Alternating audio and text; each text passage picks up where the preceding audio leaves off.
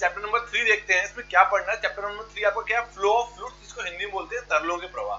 Basically आपको इसमें fluids के फ्लो के बारे में पढ़ना है, तरल के प्रवाह के बारे में आपको इसमें पढ़ाई करनी है।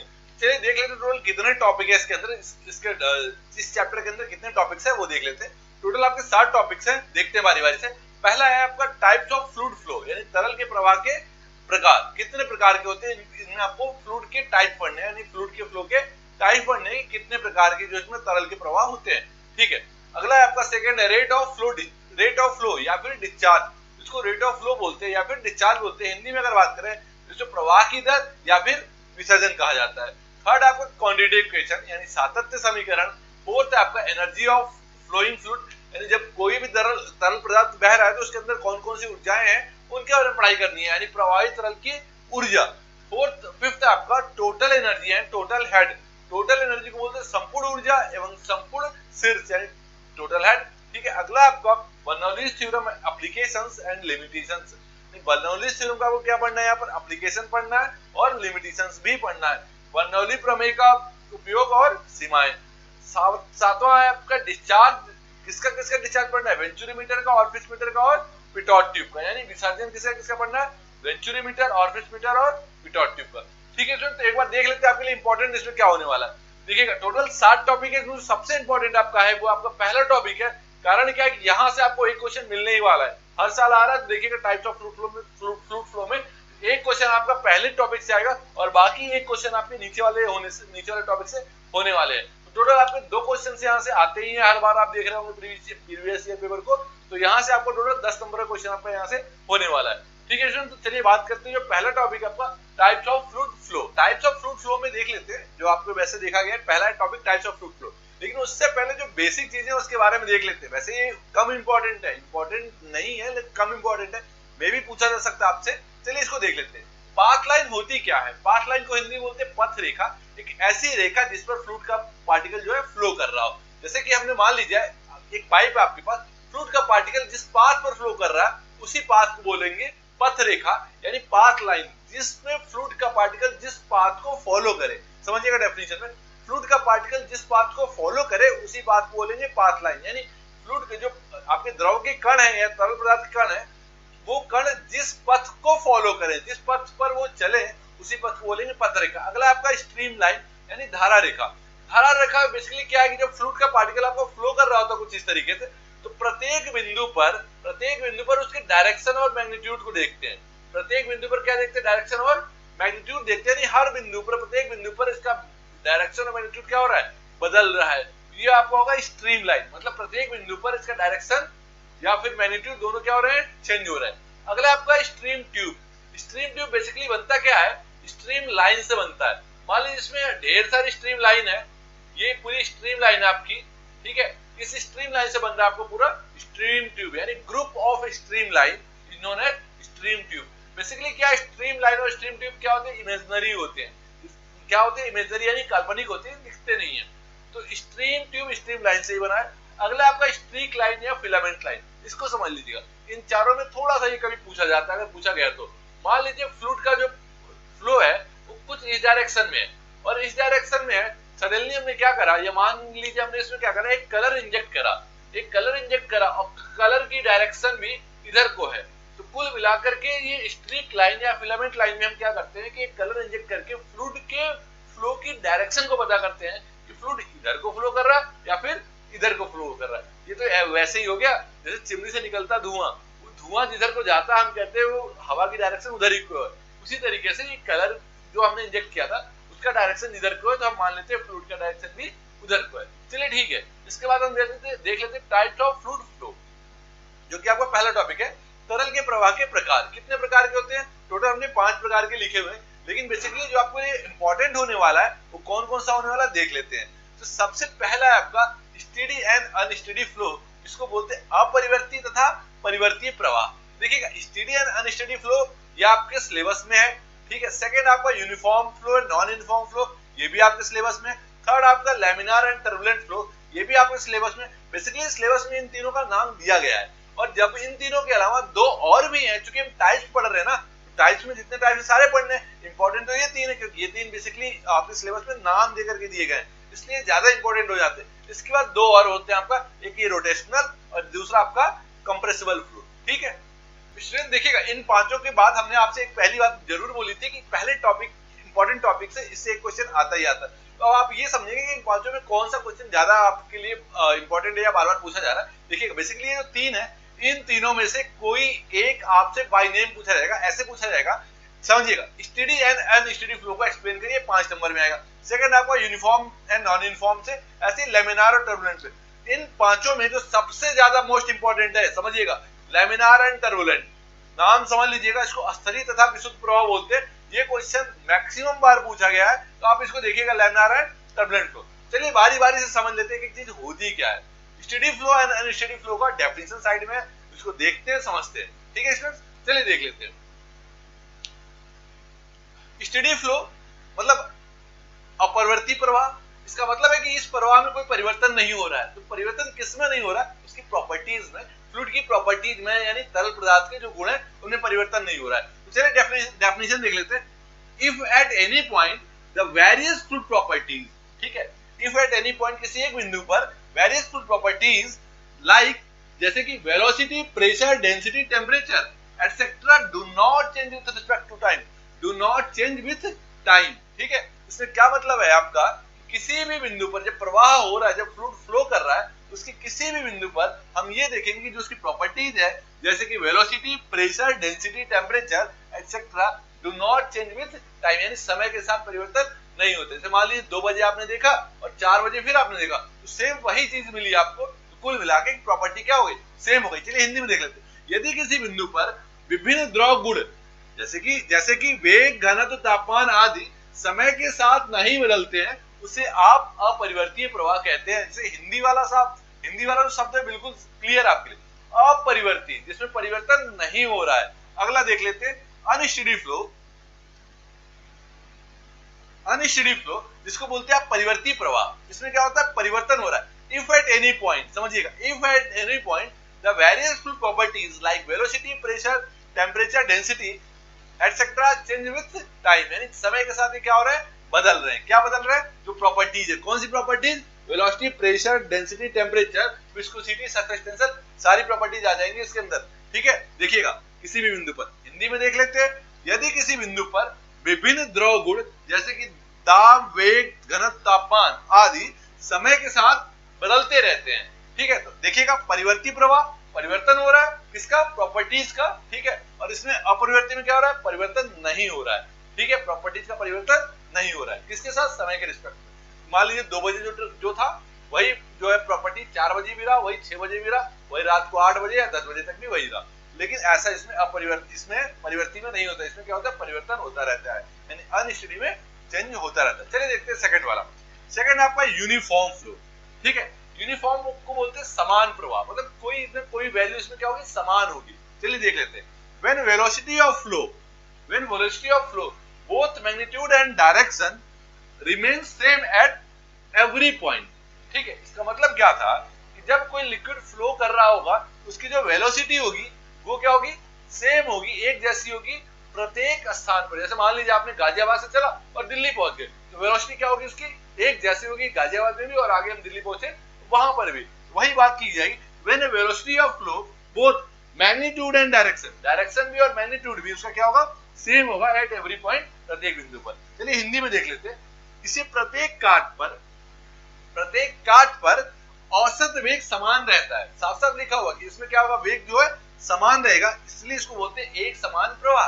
अगला देख लेते हैं नॉन यूनिफॉर्म, जिसमें समान नहीं रहेगा, वही तो है असमान प्रवाह, मतलब समान नहीं है। चलिए देख लेते हैं इसमें।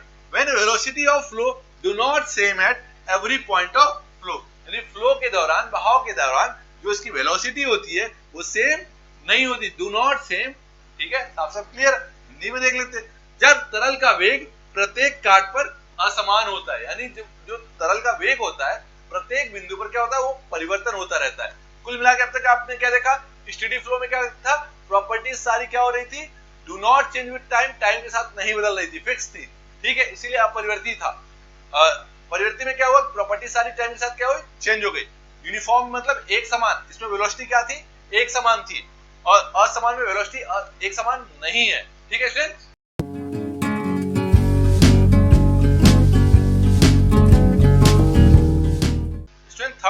इसमें लेमिनार फ्लो जिसको बोलते हैं रेखीय प्रवाह। अब देखिएगा इंपॉर्टेंट है लेमिनार और टर्बुलेंट, इसको ध्यान से समझिएगा सारे स्टूडेंट्स। लेमिनार फ्लो को बोलते हैं रेखीय प्रवाह, मतलब ऐसी प्रवाह जो एक रेखा में बह रही हो, समझते हैं इसको। If a fluid particle move along well defined path, समझिएगा एक सुनियोजित रास्ते पर कोई फ्लूइड का पार्टिकल फ्लो कर रहा हो and move layer with one layer sliding smoothly, समझिएगा लेयर बाय लेयर क्या कर रहे हैं, एक दूसरे के ऊपर स्लाइड कर रहे हैं ओवर एन एडजेसेंट लेयर, ठीक है, ओवर एन एडजेसेंट लेयर। मतलब नहीं समझ में आ रहा, कोई बात नहीं, अभी हम डायग्राम के साथ समझाने वाले। हिंदी में से क्या कहते हैं, इस प्रवाह में द्रव कण अस्तर या पतली पट्टियों में बहते हैं तथा एक पट्टी दूसरे के ऊपर सुगमता पूर्वक क्या करती है, फिसलती है, ठीक है। नहीं समझ में आया, चलिए डायग्राम समझाते हैं, अभी सब समझ में आपको आने वाला, ठीक है। देखते हैं यहाँ पर, मान लीजिए आपके पास एक ट्यूब है, एक पाइप है, इसमें कॉन्टिन्यूअस फ्लूइड फ्लो कर रहा है। फ्लूइड का पार्टिकल अगर लेयर बाय लेयर फ्लो कर रहा है, देखिएगा लेयर बाय लेयर फ्लो कर रहा है कुछ इस तरीके का, और सभी लेयर आपस में पैरेलल है, एक दूसरे को कट नहीं कर रहे। मान लीजिए फ्लूइड का पार्टिकल पहला ये था, दूसरा ये था, तीसरा ये था, चौथा ये था, 4 फ्लूइड के पार्टिकल है, लेयर बाय लेयर फ्लो कर रहे हैं, एक दूसरे के ऊपर स्लाइड कर रहे हैं, फिसल रहे हैं, एक दूसरे को कट नहीं कर रहे हैं, तो ऐसे को बोलेंगे लैमिनार फ्लो। क्या बोलेंगे, लैमिनार फ्लो, रेखीय प्रवाह। दोबारा समझिएगा, फ्लूइड के पार्टिकल कॉन्टिन्यूअस फ्लो कर रहे हैं, एक दूसरे के ऊपर स्लाइड कर रहे हैं और एक दूसरे को कट नहीं कर रहे हैं, अपने सुनियोजित रास्ते पर, यानी जो वेल डिफाइंड पाथ है, सुनियोजित रास्ता, जो रास्ता इनको बताया गया है, ये उसी रास्ते पर बह रहे हैं, एक दूसरे को कट नहीं कर रहे हैं। ऐसे फ्लो को, ऐसे भाव को बोलेंगे लैमिनार फ्लो, ठीक है। इसका जस्ट उल्टा होता है टर्बुलेंट फ्लो, जिसको बोलते हैं विशुद्ध प्रवाह। इसमें क्या होता है समझ लीजिएगा, डायग्राम से ही समझ लीजिएगा। फ्लूइड का पार्टिकल क्या होता है, एक पॉइंट से दूसरे पॉइंट पर जाता तो है, लेकिन वो अपने रास्ते से नहीं जाता, वो कुछ ऐसे जिगजैग घूमते हुए जाता है, ऐसे, ठीक है। बढ़ा तो आगे फ्लूइड का पार्टिकल पहला वाला, दूसरा वाला का ठीक है हम ऐसे जाएंगे, हम भी जाएंगे आगे, लेकिन गया ये भी आगे, तीसरा वाला भी कुछ ऐसा ही है।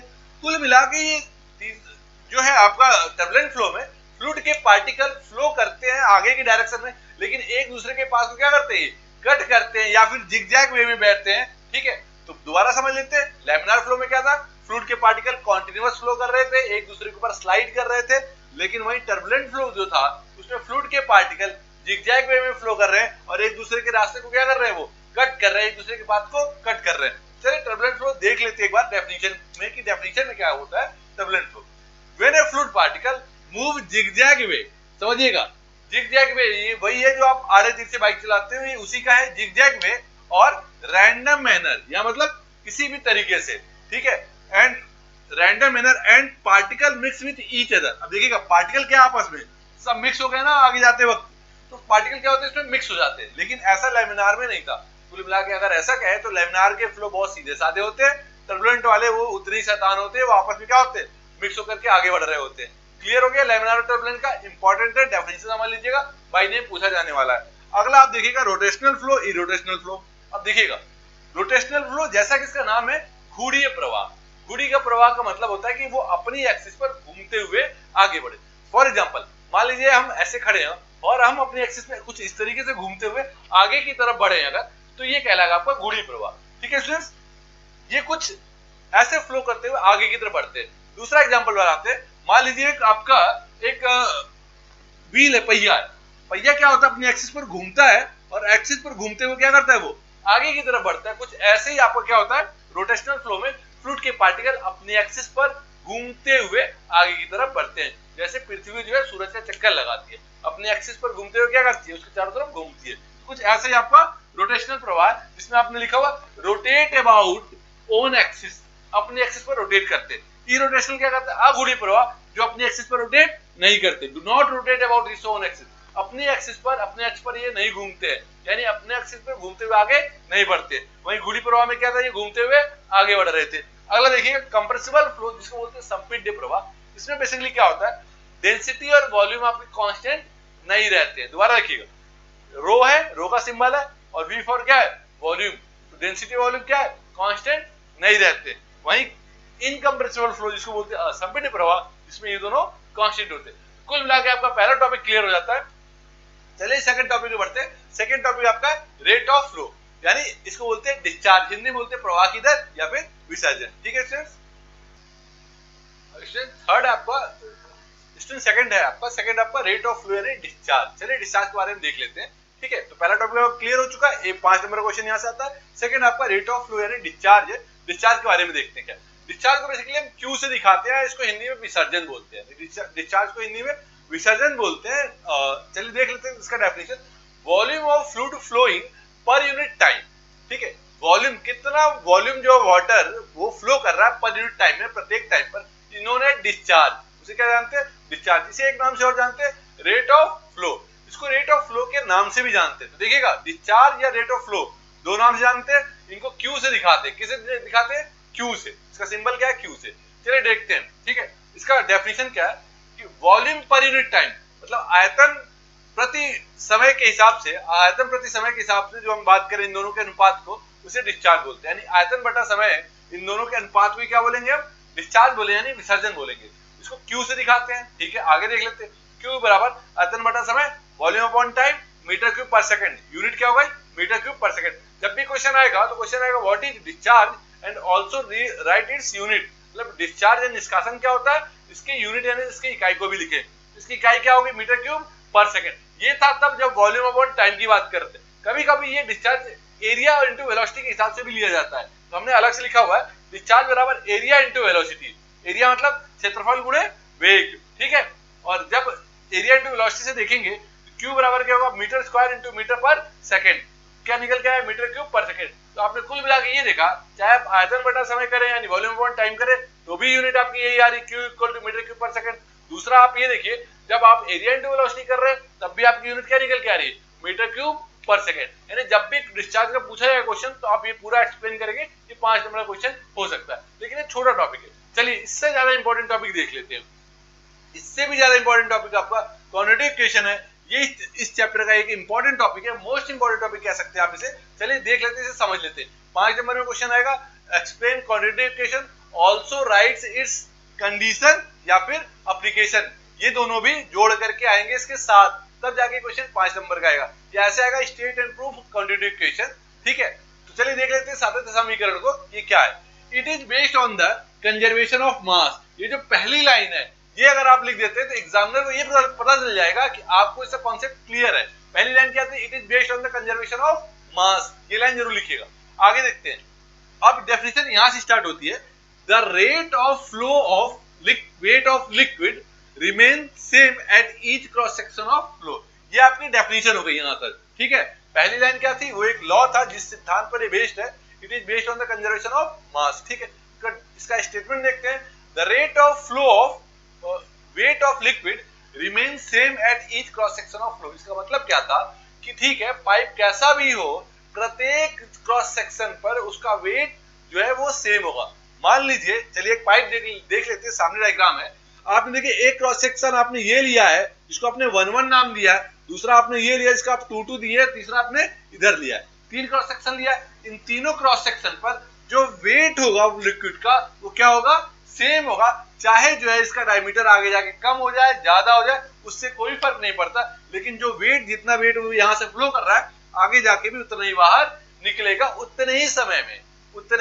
अगर 1 सेकंड में ये 10 लीटर वाटर बाहर जा रहा है तो यहाँ भी 1 सेकंड में 10 लीटर जाएगा, यहाँ भी 1 लीटर में 10 सेकंड वाटर ही 10 लीटर वाटर बाहर जाएगा, चाहे क्रॉस सेक्शन कैसा भी हो, चाहे इसका जो अनुप्रस्थ काट हो वो कैसा भी हो। चलिए देख लेते हैं इसका हिंदी में डेफिनेशन।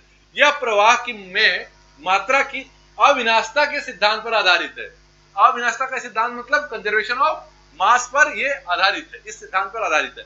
आगे देख लेते हैं इसका डेफिनेशन, ठीक है। किसी पाइप या चैनल के प्रत्येक अनुप्रस्थ काट से निश्चित समय में यानी एक पर्टिकुलर टाइम पर गुजरने वाले द्रव का भार समान होगा। मतलब कि मान लीजिए आपने 10 सेकंड में 100 लीटर पानी बाहर निकला, यहाँ भी 10 सेकंड में 100 लीटर ही निकलेगा, यहाँ भी 10 सेकंड में 100 लीटर ही निकलेगा, चाहे यहाँ पर तीनों का एरिया कैसा भी हो। चलिए ठीक है, इस चीज को प्रूफ किया जाता है, देखते हैं। मान लीजिए कंसीडर मतलब मान लिया आपने 3 सेक्शन लिया, 1-1, 2-2 और 3-3। 3 सेक्शन आपने लिया पाइप में, ठीक है। A1, A2, A3 क्या है, एरिया है प्रत्येक क्रॉस सेक्शन का। V1, V2, V3 क्या है, प्रत्येक क्रॉस सेक्शन पर वेलोसिटी है। यहाँ पर वेलोसिटी V1 है, यहाँ V2 है, यहाँ पर V3 है। और रो क्या आपका डेंसिटी, घनत्व। जो भी लिक्विड आप ले रहे हैं, मान लीजिए पानी ले रहे हैं तो इस पूरी पाइप में पानी ही तो रहेगा, ऐसा तो नहीं आगे जाके वो तेल बन जाएगा, ऐसा नहीं है। तो जो भी पाइप के अंदर जो भी लिक्विड लेंगे उसकी डेंसिटी क्या होगी, कांस्टेंट होगी, जिसको रो से दिखाते हैं। चलिए देख लेते हैं। अब यहां से आते हैं, वेट फ्लो पर सेकंड, कितना भार पानी एक सेकंड में बह रहा है। तो मान चलते हैं सेक्शन 1 पे रो जी A1 V1, सेक्शन 2 पे रो जी A2 V2 और सेक्शन 3 पर रो जी A3 V3। ये तीनों निकला, ठीक है। तीनों को हमने क्या किया, बाद में इक्वेट कर दिया।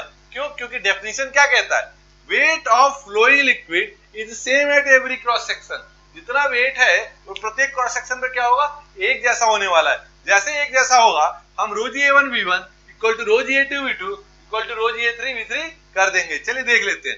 रो जी से रो जी कैंसिल आउट हो जाएगा, तो बचेगा क्या आपके पास, A1 V1 equal to A2 V2 equal to A3 V3, जिसको हम Q से भी दिखाते हैं। अगर हम इसको लिखना चाहें फॉर्मूले के बेस में, Q area into velocity equal to Q equal to constant, तो यहाँ पर आपको क्वांटिटी इक्वेशन क्या हो जाता है, प्रूफ हो जाता है। ठीक है, जब भी प्रूफ पूछा जाएगा तो आप यहाँ से लेकर के यहाँ तक की वैल्यू लिखेंगे। साथ में क्वेश्चन और जोड़ा जाता है कि राइट इज कंडीशन या फिर अजम्पशंस, इंग्लिश में से लिख के आएगा, हिंदी में आएगा या तो इसकी प्रतिबंध लिखे या फिर अवधारणाएं लिखी है।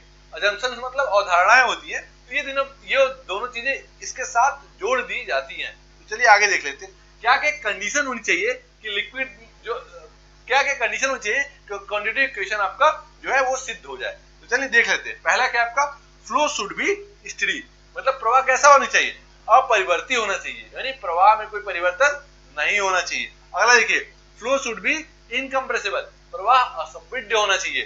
थर्ड क्या है, मीन वेलोसिटी कंसीडर, जो इसकी एवरेज वेलोसिटी है, जो औसत वेग है, वही औसत गति है, वही क्या करेंगे, इसका हम कंसीडर करेंगे। ठीक है, तीन कंडीशंस इसकी हो चुकी हैं। चलिए एप्लीकेशन देख लेते हैं, कहाँ कहाँ इसका यूज करते हैं या उपयोग करते हैं। ठीक है, क्वांटिटी इक्वेशन कहाँ यूज करेंगे, फाइंड वेलोसिटी, जब आपके किसी पाइप में लिक्विड फ्लो कर रहा होता है उसकी वेलोसिटी पता करने के लिए हम क्वांटिटी इक्वेशन का यूज करते हैं। दूसरा कहाँ पर, वेंचुरीमीटर, वेंचुरीमीटर एक प्रकार का डिवाइस है, उसके डिस्चार्ज, उसके निष्कासन निकालने के लिए हम इनका यूज करते हैं। किनका यूज, क्वांटिटी इक्वेशन का। थर्ड आपका पिटॉट ट्यूब, इसको हिंदी बोलते हैं पिटॉट नली, इसका भी काम क्या होता है, वेलोसिटी निकालना या फिर इसकी हेल्प से डिस्चार्ज निकालते हैं। बेसिकली पिटॉट ट्यूब क्या होता है समझ लीजिए, ऐसे बताते हैं, जब किसी नदी में पानी बह रहा होता है या लिक्विड बह रहा होता है, उसके फ्लो को मेजर करने के लिए, उसके रेट ऑफ फ्लो को, उसके डिस्चार्ज को मेजर करने के लिए हम पिटॉट ट्यूब लगाते हैं। तो ये पूरा आपका क्या हो गया, क्वांटिटी इक्वेशन हो गया। ठीक है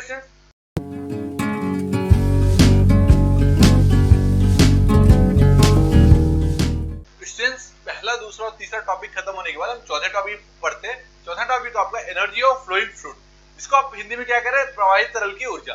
कुल मिला के बात इसमें ये करने वाले कि कोई भी तरल जब प्रवाहित रहती है, जब बह रहा होता है, तो उसके अंदर कौन कौन सी ऊर्जा मिलती है। मतलब कुल मिला के अगर हम बात करें तो कोई भी फ्लूइड जब फ्लो कर रहा होता है तो उस फ्लो के दौरान उसके अंदर कौन कौन से एनर्जी मिलती है, कितने टाइप की एनर्जी मिलती है, हम उसी एनर्जी के बारे में आज अभी हम यहाँ बात करेंगे। ठीक है, तो चलिए देखते हैं एनर्जी ऑफ फ्लोइंग फ्लूइड। जब कोई भी तरल बह रहा होता है तो उसके अंदर कौन कौन सी ऊर्जाएं होती हैं। तो बेसिकली जब कोई भी फ्लूइड फ्लो कर रहा होता है तो उसमें कुल 3 प्रकार की ऊर्जाएं होती है। कितने टाइप के, 3 प्रकार के। चलिए उनके बारे में बात कर लेते हैं। ठीक है, when a liquid flow it exist 3 form of energy, कितने फॉर्म की, 3 फॉर्म ऑफ एनर्जी, 3 प्रकार की ऊर्जा इसमें पाई जाती है।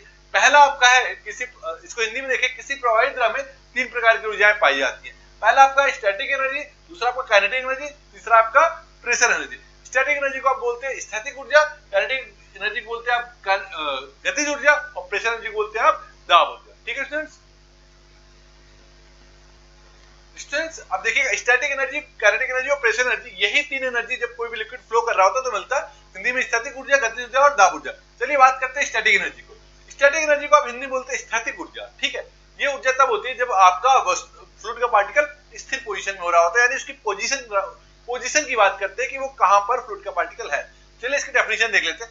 It is an energy possessed by a liquid by virtue of its position. ठीक है, मतलब इसमें कुल किसकी बात कर रहे हैं हम, फ्लूइड के पार्टिकल की पोजीशन की बात कर रहे हैं जब वो फ्लूइड का पार्टिकल फ्लो कर रहा होता है। ठीक है, यानी यह ऊर्जा द्रव की स्थिति के कारण उत्पन्न होती है। किसके कारण, द्रव के जो कण होते हैं उसकी स्थिति के कारण उत्पन्न होती है। यह द्रव की ऊंचाई पर निर्भर करती है। ऐसा ये भी बताया गया है, ये ऊर्जा जो है द्रव के पार्टिकल की ऊंचाई पर निर्भर करती है कि वो जो है रेफरेंस पॉइंट से, जिस मानक जो तल है उससे वो कितना ऊपर है, उसकी ऊंचाई पर निर्भर करती है। चलिए बात कर लेते हैं। Static energy equal to Z, ये निकल करके आता है कि static energy equal to Z. Z क्या एक्चुअली हाइट है, याद रखिएगा, जेड क्या आपकी हाइट है। तो स्टैटिक एनर्जी किस पे डिपेंड कर रही है, हाइट पे डिपेंड कर रही है, ठीक है। इसी को अगर हम एनर्जी को हेड के फॉर्म में लिखना चाहे यानी शीर्ष के फॉर्म में, तो static head equal to Z, यानी स्टैटिक शीर्ष क्या है वो भी जेड ही है। तो एनर्जी और हेड दोनों एक ही जैसे हैं, लेकिन जब हम एनर्जी के फॉर्म में लिखेंगे तो यूनिट बदल जाएगी और जेड के फॉर्म में लिखेंगे तो केवल यूनिट ही बदलेगी। चलिए आगे बात कर लेते हैं। अगला आपका काइनेटिक एनर्जी, जिसको आप बोलते हैं गतिज ऊर्जा। बेसिकली ये क्या है, ये था पोजीशन पर डिपेंड कर रहा था, ये कर रहा था उसके मोशन पर, उसकी वेलोसिटी पर। चलिए देखते हैं। It is depend on the velocity of liquid. ये किस पे डिपेंड कर रहा है, वेलोसिटी, लिक्विड की वेलोसिटी पे डिपेंड कर रहा है, यह द्रव की गति पर निर्भर करता है। चलिए ठीक है, देख लेते हैं। Kinetic energy equal to v square upon 2g, ठीक है। Kinetic head equal to v square upon 2g, ठीक है। जब हेड की बात कर रहे हैं तो भी यही आता है और एनर्जी की बात करते हैं तो भी यही आता है, v स्क्वायर अपॉन 2g। इसी तरीके से तीसरा होता है वो आपका प्रेशर एनर्जी होता है, जिसको आप बोलते हैं दाब ऊर्जा।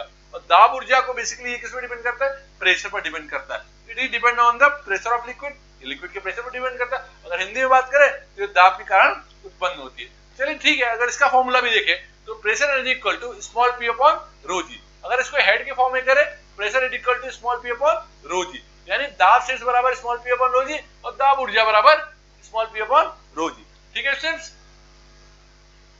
तो कुल मिलाकर के आपने तीनों देखा, स्टैटिक एनर्जी, काइनेटिक एनर्जी और प्रेशर एनर्जी। चलिए बात कर लेते हैं टोटल एनर्जी। अब देखिएगा, आपने तीन एनर्जी तो निकाल ली, static energy, kinetic energy, pressure energy, तीनों का फॉर्मूला निकाल दिया। अब ये पूछा जाता है कि टोटल एनर्जी क्या होती है, यानी संपूर्ण ऊर्जा क्या होता है। तो आप देखिए अगला टॉपिक यही था ना आपका, टोटल एनर्जी और टोटल हेड। अच्छा ये बताइए, जब भी संपूर्ण पूछा जाएगा यानी टोटल एनर्जी, तो क्या करेंगे, तीनों एनर्जी को जोड़ देंगे। कौन से, स्टैटिक एनर्जी, काइनेटिक एनर्जी और प्रेशर एनर्जी। देखिए बात हो रही है संपूर्ण ऊर्जा की, संपूर्ण का मतलब पूरे ऊर्जा की। तो पूरी ऊर्जा कौन कौन सी थी, static plus kinetic plus pressure, यही तो हुआ। चलिए देख लेते हैं। सम ऑफ, देखिएगा डेफिनेशन देखिएगा, sum of static energy, kinetic energy and pressure energy. इन तीनों एनर्जी का जो सम होता है उसे ही आप क्या बोलते हैं, टोटल एनर्जी। यानी स्टैटिक ऊर्जा, गतिज ऊर्जा और दाब ऊर्जा, इन तीनों का जो जोड़ होता है उसे ही आप बोलते हैं टोटल एनर्जी। अगर देखिएगा, अगर मैंने इसमें फॉर्मूले के फॉर्म में लिखा हुआ है, अपनी तरफ से लिखा हुआ है, total energy equal to static energy को मैंने शॉर्ट फॉर्म में लिखा है, काइनेटिक एनर्जी को हमने शॉर्ट फॉर्म में लिखा है और प्रेशर एनर्जी को हमने शॉर्ट फॉर्म में लिखा है। अगर इसको हिंदी में देखें तो संपूर्ण ऊर्जा बराबर स्टैटिक ऊर्जा प्लस गतिज ऊर्जा प्लस दाब ऊर्जा। इस तरीके जब भी क्वेश्चन पूछा जाएगा, देखिए कभी कभी ये पूछा जाता है कि टोटल एनर्जी क्या होती है, तो टोटल एनर्जी जब भी पूछा जाएगा तो आप पूरा डेफिनेशन लिखेंगे। आप इस तरीके से इसको, अच्छा मैंने थोड़ा शॉर्ट में लिखा है, आप थोड़ा इसको एक्सपेंड करके लिखेंगे, फैला करके। टोटल एनर्जी इक्वल टू होता है static energy plus kinetic energy plus pressure energy, और कुछ इस तरीके से ब्रैकेट में आप कर देंगे। अच्छा साथ ही साथ आपका टोटल हेड भी पूछा जाता है। टोटल हेड क्या होता है, ठीक है, संपूर्ण शीर्ष की बात करें तो टोटल हेड बराबर static head plus kinetic head plus pressure head. अगर देखिए हेड के फॉर्म में बात करेंगे तो हेड लगा देंगे, एनर्जी के फॉर्म में बात करेंगे तो इन्हीं के आगे एनर्जी लगा देंगे, ठीक है सर। तो अगला आपका ये दो टॉपिक आपका क्लियर हो जाता है। एनर्जी ऑफ फ्लोइंग फ्लूइड तीन टाइप की होती है, और टोटल हेड और टोटल एनर्जी और टोटल हेड। तो टोटल आपके यहाँ तक 5 टॉपिक क्लियर हो जाते हैं। अगला आपका जो इंपॉर्टेंट टॉपिक है बर्नौलीज है, जो कि बहुत ज्यादा इंपॉर्टेंट होने वाला है, ठीक है सर।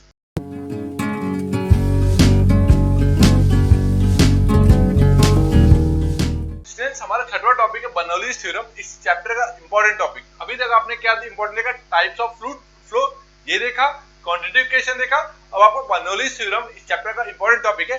टोटल इस चैप्टर से आपको 2 क्वेश्चन मिलने वाले, हो सकते हैं कि 2 तो मिलेंगे ही मिलेंगे, यानी 10 नंबर का क्वेश्चन। चलिए देख लेते हैं बर्नौलीज थ्योरम को, ठीक है। बर्नौलीज थ्योरम होता क्या है, इसको बर्नौली प्रमेय भी बोलते हैं। चलिए देख लेते हैं। It is based on the conservation of energy. देखिए ये बहुत इंपॉर्टेंट लाइन है, it is based on the conservation of energy. Quantitative equation किस पे बेस्ड था, कंजर्वेशन ऑफ मास पर। ये किस पर बेस्ड है, कंजर्वेशन ऑफ एनर्जी पर, ठीक है। ऊर्जा संरक्षण के नियम पर ये निर्भर करता है, सिद्धांत, उसी सिद्धांत पर काम करता है। चलिए ठीक, आगे देखते हैं। ये लाइन आप जरूर लिखेंगे क्योंकि एग्जामिनर को इससे ये पता जाएगा कि आपको इसका कॉन्सेप्ट क्लियर है। चलिए देख लेते हैं। सम ऑफ, देखिए क्या है, सम ऑफ पोटेंशियल एनर्जी, यानी वही स्टैटिक एनर्जी। अगर आप पोटेंशियल एनर्जी को स्टैटिक एनर्जी लिखना चाहें तो भी सही है, या फिर हम ये काम करते कंफ्यूज ना हो तो पोटेंशियल को हम स्टैटिक ही कर देते हैं, दोनों एक ही है, ठीक है। Sum of static energy, kinetic energy and pressure energy remain same at every point of flow. देखिए क्या बोला गया है, रिमेन सेम, एक जैसा है। कौन, स्टैटिक एनर्जी, काइनेटिक एनर्जी और प्रेशर एनर्जी का जो जोड़ है वो क्या होगा, वो हमेशा एक जैसा होना चाहिए। ये किसने कहा? बर्नौलीज ने कहा। बर्नौलीज ने एक ऐसा सिद्धांत दिया कि ऐसा कहा कि मान लीजिए एक पाइप है जो कि 10 किलोमीटर लंबी है, उस पाइप में पहले किलोमीटर पर तीनों एनर्जी का जो जोड़ होगा, तीनों एनर्जी का जोड़, वही static energy, kinetic energy, pressure energy, तीनों एनर्जी का जो जोड़ होगा वही अगले दूसरे किलोमीटर, तीसरे किलोमीटर, चौथे किलोमीटर, यानी प्रत्येक बिंदु पर क्या होगा? वो जोड़ समान होगा, यानी जो तीनों का जोड़ होगा वो क्या होगा? कांस्टेंट होगा। वैल्यू नहीं, तीनों के जोड़ जो होगी वो कांस्टेंट होगी। समझिएगा, यह ऊर्जा संरक्षण के सिद्धांत पर निर्भर करता है। ठीक है, पहले वाला लाइन आगे देखिएगा। प्रवाह के प्रत्येक बिंदु पर स्थैतिक ऊर्जा, दाब ऊर्जा और गतिज ऊर्जा का योग, देखिएगा योग मतलब जोड़, एक समान रहता है। क्लियर हो गया? आगे देखिएगा, स्टैटिक एनर्जी, काइनेटिक एनर्जी और प्रेशर एनर्जी। स्टैटिक एनर्जी, ये प्रेशर एनर्जी और काइनेटिक एनर्जी। ठीक है, देखिएगा स्टैटिक एनर्जी P लिखा हुआ ना, ये प्रेशर एनर्जी, v²/g, ये क्या है? Kinetic energy. इन तीनों का जो जोड़ होगा वो क्या होगा? आपका कांस्टेंट होगा, यानी स्थिर होगा। ये किसने बताया था? यही तो बर्नौलीज ने बताया था। तो कुल मिला के आपको क्या लिखना है? बर्नौलीज एक साइंटिस्ट थे, उन्होंने ये बताया कि इनका जो सिद्धांत है, जो नियम है, ये कंजर्वेशन ऑफ एनर्जी पर डिपेंड करता है, यानी ऊर्जा संरक्षण के नियम पर ये निर्भर करता है। और इन्होंने ये बताया था कि static energy, kinetic energy, pressure energy, तीनों का जो जोड़ होगा वो प्रत्येक बिंदु पर एक समान होगा, यानी कांस्टेंट होगा। यानी स्थैतिक ऊर्जा, दाब ऊर्जा और गतिज ऊर्जा, इन तीनों का जो जोड़ होगा वो प्रत्येक बिंदु पर, बहाव के प्रत्येक बिंदु पर, यानी जब लिक्विड फ्लो कर रहा हो उसके प्रत्येक बिंदु पर क्या होगा? वो एक समान होगा। मान लीजिए पाइप 10 किलोमीटर लंबी है, पहले किलोमीटर पे, दूसरे किलोमीटर, तीसरे किलोमीटर पे तीनों को ऊर्जा का जो जोड़ होगा पहले किलोमीटर पे वही दूसरे पर भी होगा, वही फिर तीसरे पर भी होगा। यही पूरा कॉन्सेप्ट है। आगे देख लेते हैं, एक डायग्राम बना दिया गया है और ये बताया गया कि जेड क्या आपका? स्टैटिक एनर्जी यानी स्थैतिक ऊर्जा, P/ρg क्या? प्रेशर एनर्जी यानी दाब ऊर्जा, v²/g काइनेटिक एनर्जी यानी गतिज ऊर्जा। तो तीनों एनर्जी का जो जोड़ होगा क्या होगा? कांस्टेंट होगा। जब भी बर्नौलीज थ्योरम पूछेगा क्वेश्चन ऐसे आएगा, स्टेट बर्नौलीज थ्योरम। ठीक है, प्रूफ नहीं आएगा, कारण क्या है? प्रूफ बहुत बड़ा हो जाता है, आ भी सकता है लेकिन चांसेस प्रूफ के थोड़े कम होते हैं। ठीक है, फिर भी देख सकते, स्टेटमेंट आएगा और लिमिटेशंस आएगा। लिमिटेशंस को कभी कभी ये कह देते हैं कि अजम्पशंस लिखिए। लिमिटेशंस को हम हिंदी में सीमाएं बोलते हैं और एजम्पशंस को हम हिंदी में अवधारणाएं बोलते हैं। ठीक है, तो इन दोनों जब भी ये पूछा जाएगा तो यही पॉइंट आप लिखने वाले। टोटल हमने इसमें 4 पॉइंट लिखे हुए, चलिए बारी बारी से देख लेते हैं। लिक्विड शुड बी इनकम्प्रेसिबल, द्रव कैसा होना चाहिए? आपको असंपिड्य होना चाहिए। कंप्रेसिबल का मतलब वॉल्यूम और उसका जो डेंसिटी है वो कांस्टेंट जो है, कांस्टेंट होना चाहिए, वो बार बार चेंज ना हो। चलिए आगे देख लेते हैं। Temperature of liquid remain constant, यानी टेम्परेचर क्या होना चाहिए? हमेशा कांस्टेंट होना चाहिए, एक समान होना चाहिए। ऐसा नहीं हो कि हर 1 घंटे बाद टेम्परेचर बदल जाए उसका। अगला देखिएगा, तीसरा point, liquid should be non viscous. अरे बहुत ज्यादा गाढ़ा नहीं होना चाहिए, उसी को लिखा गया द्रव असयान होना चाहिए, मतलब बहुत ज्यादा गाढ़ा नहीं होना चाहिए। चौथा लिखिएगा, लिक्विड शुड बी स्टेडी, वो अपरिवर्ती होना चाहिए। ऐसा नहीं हो कि लिक्विड का जो है प्रॉपर्टीज बार बार चेंज हो रहा हो। स्टेडी फ्लो में हमने ये पढ़ाया था आपको, लिक्विड की प्रॉपर्टीज क्या होती है? अपरिवर्ती होती है, कांस्टेंट होती है, एक जैसी होती है। वही लिखा हुआ है कि प्रवाह अपरिवर्ती होना चाहिए। कुल मिलाकर आपका बर्नौलीज थ्योरम यही समाप्त होता है। चलिए आगे चलते हैं, आपका discharge through venturimeter, orifice meter और पिटॉट ट्यूब।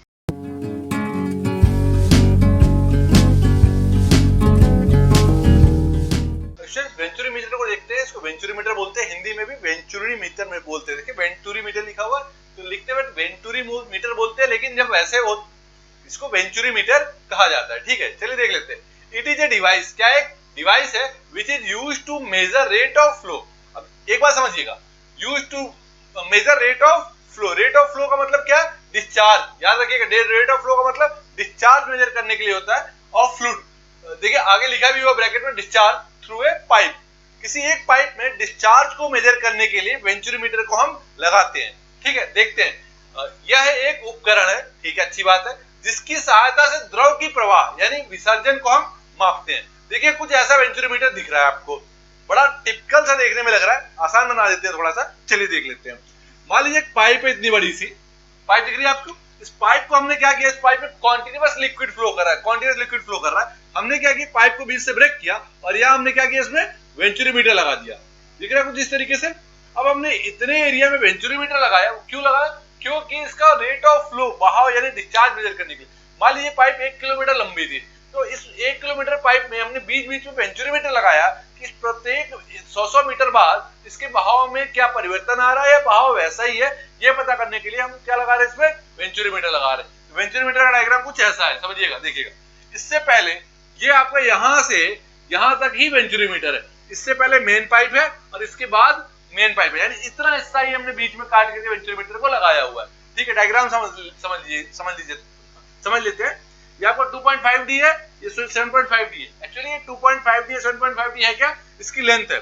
इसको बोलते हैं कन्वर्जेंट कोनिकल पाइप, इसको बोलते हैं डाइवर्जेंट कोनिकल पाइप। कन्वर्जेंट क्यों बोलते हैं, दिखेगा ये पाइप आगे सिकुड़ रहा है, कन्वर्ज हो रहा है, एक तरफ आ रहा है। ठीक है, डाइवर्जेंट में क्या हो रहा है, पाइप फैल रहा है, इसको बोलते हैं डाइवर्जेंट कोनिकल पाइप, इसको बोलते हैं कन्वर्जेंट कोनिकल पाइप।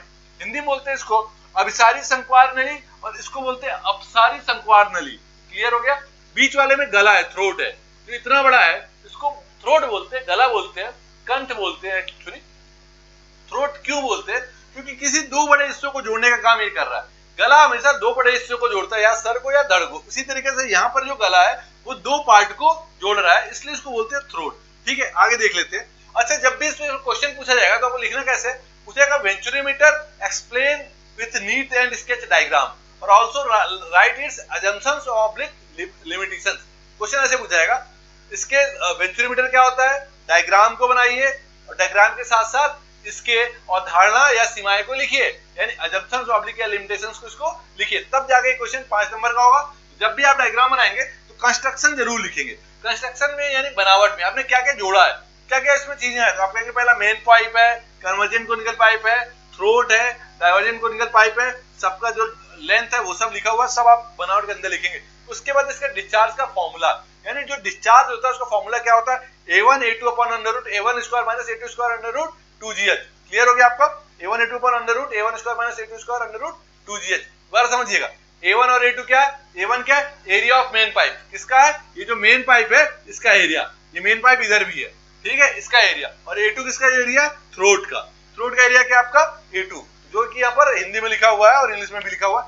A1 क्या एरिया ऑफ मेन पाइप, मुख्य पाइप का क्षेत्रफल, A2 क्या कंठ का क्षेत्रफल यानी एरिया ऑफ थ्रोट। यहाँ तक क्लियर हो गया आपका, ये था पूरा वेंचुरीमीटर। आगे देख लेते हैं इसके अजम्पशंस ऑब्लिक लिमिटेशंस को, यानी हिंदी में बोलते हैं इसको अवधारणाएं या फिर सीमाएं। ठीक है, देख लेते हैं। पहला क्या, venturimeter should be full of liquid. ये पूरी तरीके से किससे भरा होना चाहिए, पानी से भरा होना चाहिए। कौन, वेंचुरीमीटर पूरी तरीके से पानी से भरा होना चाहिए। वेंचुरीमीटर में द्रव पूरा भरकर बहना चाहिए। चलिए हिंदी में भी वही कहते हैं। अगला क्या, लिक्विड इज इनकम्प्रेसिबल।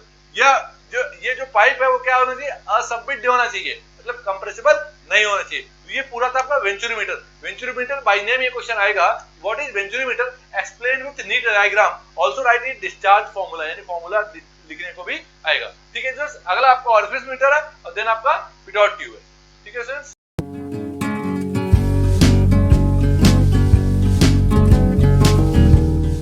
अगला टॉपिक ऑरिफिस मीटर है। क्योंकि ऑरिफिस मीटर वेंचुरीमीटर के तुरंत बाद आ रहा है। देखिएगा, ऑरिफिस मीटर हम वहां लगाते हैं जहां पर वेंचुरीमीटर नहीं लगा पाते। हमने इससे पहले बात की थी वेंचुरीमीटर की। वेंचुरीमीटर हम लगाते थे रेट ऑफ फ्लो मेजर करने के लिए, यानी डिस्चार्ज को मापने के लिए, यानी जो विसर्जन को नापने के लिए लगाते थे। लेकिन कभी कभी ऐसा होता है कि वेंचुरीमीटर का साइज बड़ा होता है, उसको इंस्टॉल करना बड़ा मुश्किल हो जाता है लगाने में।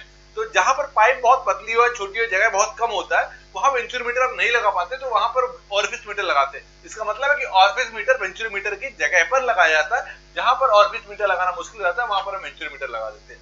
क्लियर हो गया। चलिए इसका डेफिनेशन देख लेते हैं। इसमें क्या लिखा हुआ है, इंस्टॉलेशन। देखिएगा, इंस्टॉल करना मतलब वही लगाना। Installation of venturimeter require sufficient space. हाँ भैया, ऐसा है कि देखो वेंचुरीमीटर लगाने के लिए पर्याप्त जगह की आवश्यकता होती है, लेकिन but if space is limited, अगर आपके पास जगह बहुत कम है तो क्या करेंगे आप, then other device is use, आप दूसरा डिवाइस यूज करेंगे, यानी दूसरा उपकरण यूज करेंगे फॉर फ्लो मेजरमेंट। किसके लिए, फ्लो को मेजर करने के लिए, यानी बहाव को मापने के लिए आप दूसरा डिवाइस यूज करेंगे।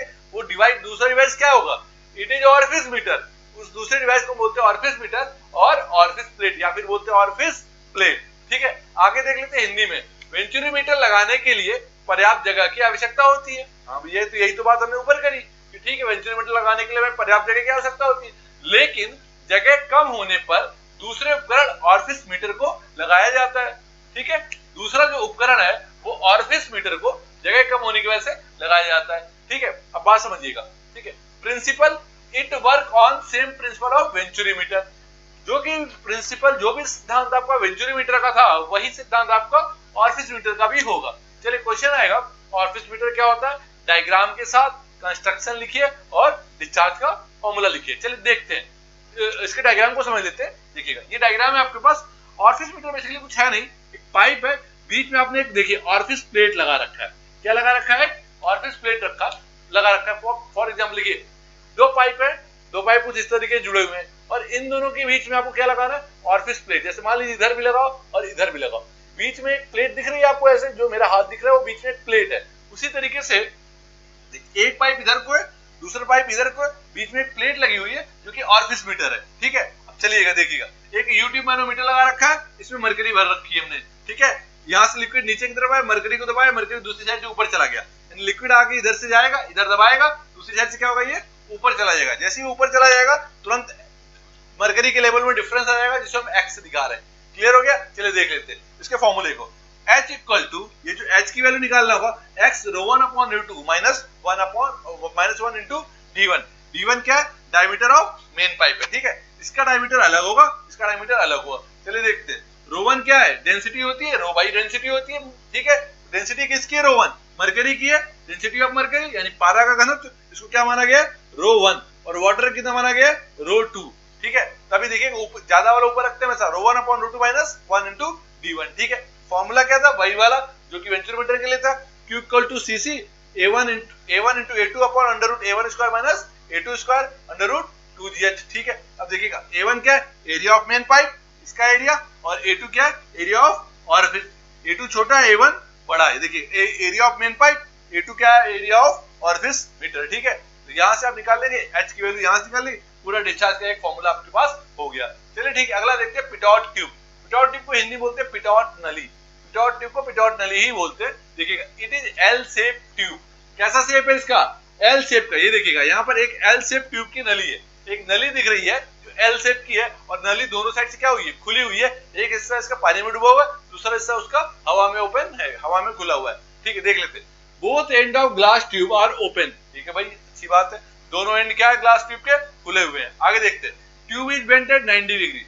ये जो ट्यूब है वो 90 डिग्री बेंट है, बिल्कुल हमने आपको ये बताया कि ट्यूब ग्लास की बनी हुई है, 90 डिग्री पर बेंट है, कुछ एल शेप में है, और जो बहाव होता है उसकी विपरीत दिशा में लगाते हैं। अब इसकी पूरी कहानी हम आपको समझाते हैं, ये समझिएगा, जो वहां लिखा हुआ है उसके अलावा भी समझिएगा। चलिए देखिए, एक ट्यूब है, ठीक है, ट्यूब को हमने लगाया, एल शेप का है, 90 डिग्री पर बेंड है, और इसको हम बहाव के हमेशा अपोजिट दिशा में लगाते हैं। होता क्या है कि लिक्विड बहुत तेजी से इसके अंदर इन करता है, यहाँ आने पर लिक्विड की वेलोसिटी हो जाती है 0, इसको बोलते हैं स्टैग्नेशन पॉइंट। एक पॉइंट होता है, इसको बोलते हैं स्टैग्नेशन पॉइंट। ठीक है, यहाँ तक समझिएगा। इसके बाद लिक्विड इधर की तरफ फ्लो कर रहा है, इसका एक वेलोसिटी का फॉर्मूला निकल करके आता है, v equal to under root 2gh। अब h क्या है देखिएगा, एक हाइट ये हुआ, दूसरा हाइट ये हुआ, स्मॉल h कैपिटल H, तो अंडर रूट 2gh इसका एक फॉर्मूला होता है, यहाँ से वेलोसिटी हम निकाल लेते हैं। इसका यूज बेसिकली हम चैनल में करते हैं। चैनल का मतलब नहर हो गया, नदी हो गए, नाले हो गए, वहां पर फ्लो को मेजर करने के लिए होता है। वहीं पर वेंचुरीमीटर और ऑरिफिस मीटर का यूज हम पाइप के अंदर करते थे, ध्यान रखिएगा। वेंचुरीमीटर और ऑरिफिस मीटर का यूज कहां कर रहे हैं, पाइप में, और पिटॉट ट्यूब का यूज कहां कर रहे हैं, चैनल में। ये एक बहुत छोटा सा अंतर है दोनों में। ठीक है, कभी कभी पिटॉट ट्यूब बाय नेम पूछा जाता है, इसे छोटा समझ के छोड़ेंगे नहीं, आप इसे पढ़ करके जाएंगे, बाय नेम में कभी भी पूछा जा रहा है, हो सकता है इस बार भी आ जाए आपके लिए। ठीक है स्टूडेंट्स,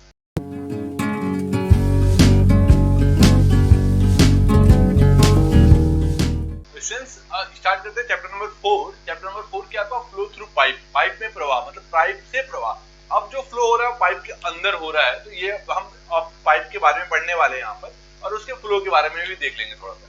ठीक है सर, देखते हैं। पहला जो टॉपिक है आपका, डेफिनेशन ऑफ पाइप फ्लो। अच्छा, पहले देख लेते हैं इसमें टोटल कितने टॉपिक आपको पढ़ने हैं। टोटल 6 टॉपिक पढ़ने हैं। इस 6 टॉपिक में पहला टाइप आपका है डेफिनेशन ऑफ पाइप फ्लो, तो पाइप की परिभाषा। ठीक है, पाइप में बहने की परिभाषा, यानी पाइप होती क्या है उसके बारे में पढ़ेंगे, पहला टॉपिक होगा आपका। सेकंड आपका wetted perimeter, hydraulic mean depth या हाइड्रोलिक ग्रेडियंट। ठीक है, इसको हिंदी में बोलेंगे भेगी परिमाप या द्रवीय मध्यमान गहराई और अगला द्रवीय ढाल। इसके बारे में स्टडी करेंगे, इन तीनों की डेफिनेशन देखेंगे और फॉर्मूला देखेंगे। ठीक है, थर्ड आपका head loss due to friction, घर्षण की वजह से शीर्ष हानि, मतलब जो हानियां हो रही है पाइप के अंदर घर्षण की वजह से हो रही है, उसके बारे में पढ़ेंगे। फिर आपका चेजिस फॉर्मूला, क्योंकि चेजिस फॉर्मूला इसी पर डिपेंड है, इसलिए चेजिस फॉर्मूला बाद में पढ़ेंगे, पहले head loss due to friction, ताकि चेजिस फॉर्मूला कॉन्सेप्ट आपका क्लियर हो जाएगा। अगला लॉसेस इन पाइप। अब देखिएगा पाइप में लॉसेस कौन कौन सी होती है उसके बारे में आप यहाँ स्टडी करेंगे, जिसमें बोलते हैं पाइप में हानियां। ठीक है, फिफ्थ आपका रेनॉल्ड नंबर, जिसको बोलते हैं रेनॉल्ड संख्या के बारे में पढ़ेंगे। ठीक है, डेफिनेशन पढ़ेंगे, इसका फॉर्मूला पढ़ेंगे। अगला आपका वाटर हैमर और साथ ही साथ है साइफोन। ठीक है, वाटर हैमर बोलते हैं जल आघात, यानी जल के द्वारा लगाया गया आघात यानी वाटर के द्वारा लगाया गया हैमर, यानी हैमरिंग करना, यानी ऐसे ऐसे नॉकिंग करना। इसके बारे में आप यहाँ स्टडी करेंगे कि हैमरिंग होती कैसे, और एक ये साइफन क्या होता है उसके बारे में आप यहाँ देख लेंगे। टोटल आपके 6 टॉपिक है। चलिए स्टार्ट करते हैं। पहला topic definition of pipe flow. तो इसमें देखते हैं कि पाइप होती क्या है। ठीक है, pipe is a close conduit of round cross section carrying fluid under pressure. देखिए एक बात सबसे ज्यादा ध्यान रखिएगा, कभी भी जब भी पाइप की बात करेंगे, पाइप में फ्लूइड हमेशा जो है कैरी फ्लूइड जो हमेशा प्रेशर की वजह से फ्लो करता है। ठीक है, पाइप में फ्लूइड हमेशा प्रेशर की वजह से फ्लो करता है, याद रखिएगा। चलिए डेफिनेशन को देख लेते हैं। Pipe is a close conduit. Pipe एक ऐसा कैसा कंड्यूट है, क्लोज्ड है, मतलब पैक्ड चारों तरफ से। ठीक है, ऑफ राउंड क्रॉस सेक्शन, कैसा उसका क्रॉस सेक्शन कैसा है, राउंड शेप का है। ठीक है, कैरिंग फ्लूइड अंडर प्रेशर, जो कि फ्लूइड को अपने अंदर कैरी करता है, कैसे, प्रेशर के अंडर में, मतलब दाब के अंदर में वो फ्लूइड को क्या करता है, अपने अंदर कैरी करता है। दोबारा समझिएगा, pipe is a close conduit of round cross section carrying fluid under pressure. ठीक है, ये समझ में आ गया। अच्छा एक बात और बता दूं, पाइप हमेशा राउंड शेप का नहीं होता, कहीं कहीं पर पाइप आपका अलग शेप का भी दिखेगा, सिलेंड्रिकल शेप का। पाइप का चूंकि ये कंफर्म नहीं है हमेशा कि वो राउंड शेप का ही हो। चलिए आगे देख लेते हैं हिंदी में पाइप होती क्या है।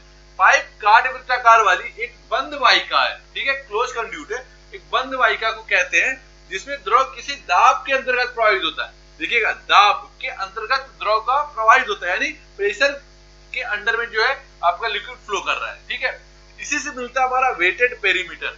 अब देखिएगा, वेटेड का मतलब होता है गीला हिस्सा। ठीक है, पेरीमीटर का मतलब परिमाप, जो हिस्सा वेट हो वही है। जैसे मान लीजिए एक डायग्राम आपको बना के दिखाते हैं वेटेड पेरीमीटर का। देखिए मैंने यहाँ स्पेस छोड़ा हुआ है, ये देखिएगा, जितना हिस्सा ये गीला होगा उसी की हम बात करेंगे।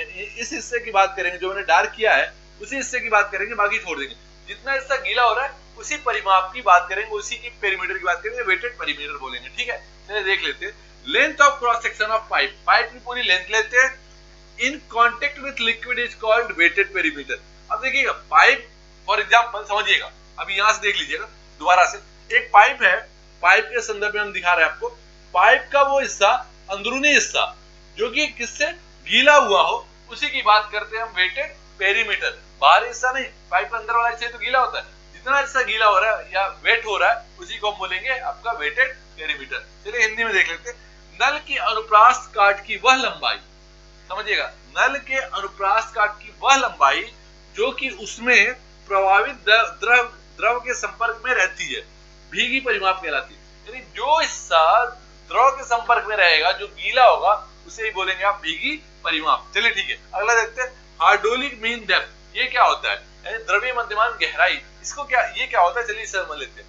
ये रेशियो होता है wetted perimeter to its wetted area to its wetted perimeter. अब समझिएगा इसको, वेटेड एरिया और वेटेड पेरीमीटर का अनुपात ही क्या कहलाता है आपका, हाइड्रोलिक मीन डेप्थ। समझिएगा, दो चीजें हैं, wetted area to its wetted perimeter. जो एरिया गीले वाले हिस्से का एरिया और गीले वाले हिस्से का पेरीमीटर, इन दोनों का रेशियो, यानी जो क्षेत्रफल है गीला वाला और जो परिमाप है गीला वाला, उन दोनों के अनुपात को क्या बोलेंगे आप, द्रव्य मध्यमान गहराई। चलिए देख लेते हैं इसके हिंदी में एक बार। ठीक है, पाइप में बह रहे द्रव के अनुप्रस्थ काट की क्षेत्रफल, यानी एरिया, ठीक है, क्षेत्रफल, तथा उसकी भीगी परिमाप, भीगी परिमाप को किससे दिखा रहे हैं, पी से, उसके अनुपात क्या बोलते हैं, द्रव्य मध्यमान गहराई। दोबारा समझिएगा, पाइप में द्रव की अनुप्रास्थ काट की क्षेत्रफल ए तथा उसकी भीगी परिमाप पी के अनुपात को आपको क्या बोलते हैं, मध्यमान गहराई। ठीक है, द्रव्य मध्यमान गहराई, इसको एम से दिखाते हैं, यानी हाइड्रोलिक मीन डेप्थ को किससे दिखाते हैं, एम से, स्मॉल एम से। Small m equal to capital A upon P. Capital A क्या है, वेटेड एरिया, और कैपिटल पी क्या आपका, वेटेड पेरीमीटर, यानी भीगा वाला क्षेत्रफल और भीगा वाला परिमाप, इन दोनों के अनुपात क्या बोलेंगे आप, हाइड्रोलिक मीन डेप्थ, यानी द्रव्य मध्यमान गहराई। ठीक है स्टूडेंट्स, चलिए आगे देखते हैं। अगला आपका हाइड्रोलिक ग्रेडियंट, जिसको आई से डिनोट करते हैं, जिसको हिंदी में बोलते हैं द्रव्य ढाल। ठीक है, कभी कभी ढाल की वजह से भी लिक्विड का फ्लो हो रहा होता है। चलिए देख लेते हैं। It is a ratio of head loss due to friction. देखिएगा, लॉस हो रहा है, head loss due to friction in the pipe to the length of pipe. दो चीजों का रेशियो है, किसका रेशियो है, head loss due to friction in pipe to the length of pipe. Head loss due to friction को बोलते हैं HF. इसके बारे में भी हम आगे चर्चा करेंगे, परेशान मत होइएगा। चलिए आगे देख लेते हैं। यह घर्षण के कारण शीर्षानी तथा नल की लंबाई, इन दोनों के अनुपात को हम क्या बोलेंगे, आपका हाइड्रोलिक ग्रेडियंट, यानी द्रव्य ढाल, जिसको हम आई से नोट करते हैं। चलिए देख लेते हैं। अगला टॉपिक आपको क्या होने वाला है इसमें, यहाँ तो हो गया head loss due to friction, उसके बाद चेजिस फॉर्मूला। तो अब head loss due to friction मतलब यही आपका जो है HF की वैल्यू हम देखेंगे।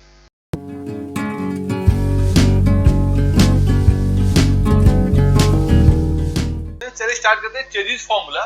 ठीक है, चेजिस फॉर्मूला देखते हैं। We know that head loss due to friction, basically ये जो फॉर्मूला है ये head loss due to friction वाला जो फॉर्मूला है उस पर बेस्ड है। ठीक है, यहां से प्रूफ होकर के आपका चेजिस फॉर्मूला निकल करके आता है। तो ये होता कैसे है इसको देख लेते हैं। मान लीजिए आपके पास एक पाइप है, ठीक है, पूरी कहानी एक पाइप के अंदर ही अंदर है, जो कि पाइप के अंदर जो है पूरा ये हेड लॉस हो रहा है, उसी से चेजिस फॉर्मूला निकल करके आता है। अब देखिएगा, मान लीजिए पाइप की एक लेंथ है L, ठीक है, और पाइप का जो कि डायमीटर होगा D, ठीक है, तो पूरी कहानी L और D पर ही है, समझते हैं चलिए। ठीक है, और इसके अंदर जो लिक्विड फ्लो हो रहा होगा उसकी तो कुछ वेलोसिटी होगी V। चलिए ठीक है, आगे देखते हैं। एक फॉर्मूला है HF, F का मतलब होता है फ्रिक्शनल, H का मतलब होता है head loss. Frictional head loss की वजह से इसको HF दिखाते हैं, यानी घर्षण शीर्ष हानि की वजह से इसको HF दिखाते हैं। अब ये घर्षण होता कहाँ है?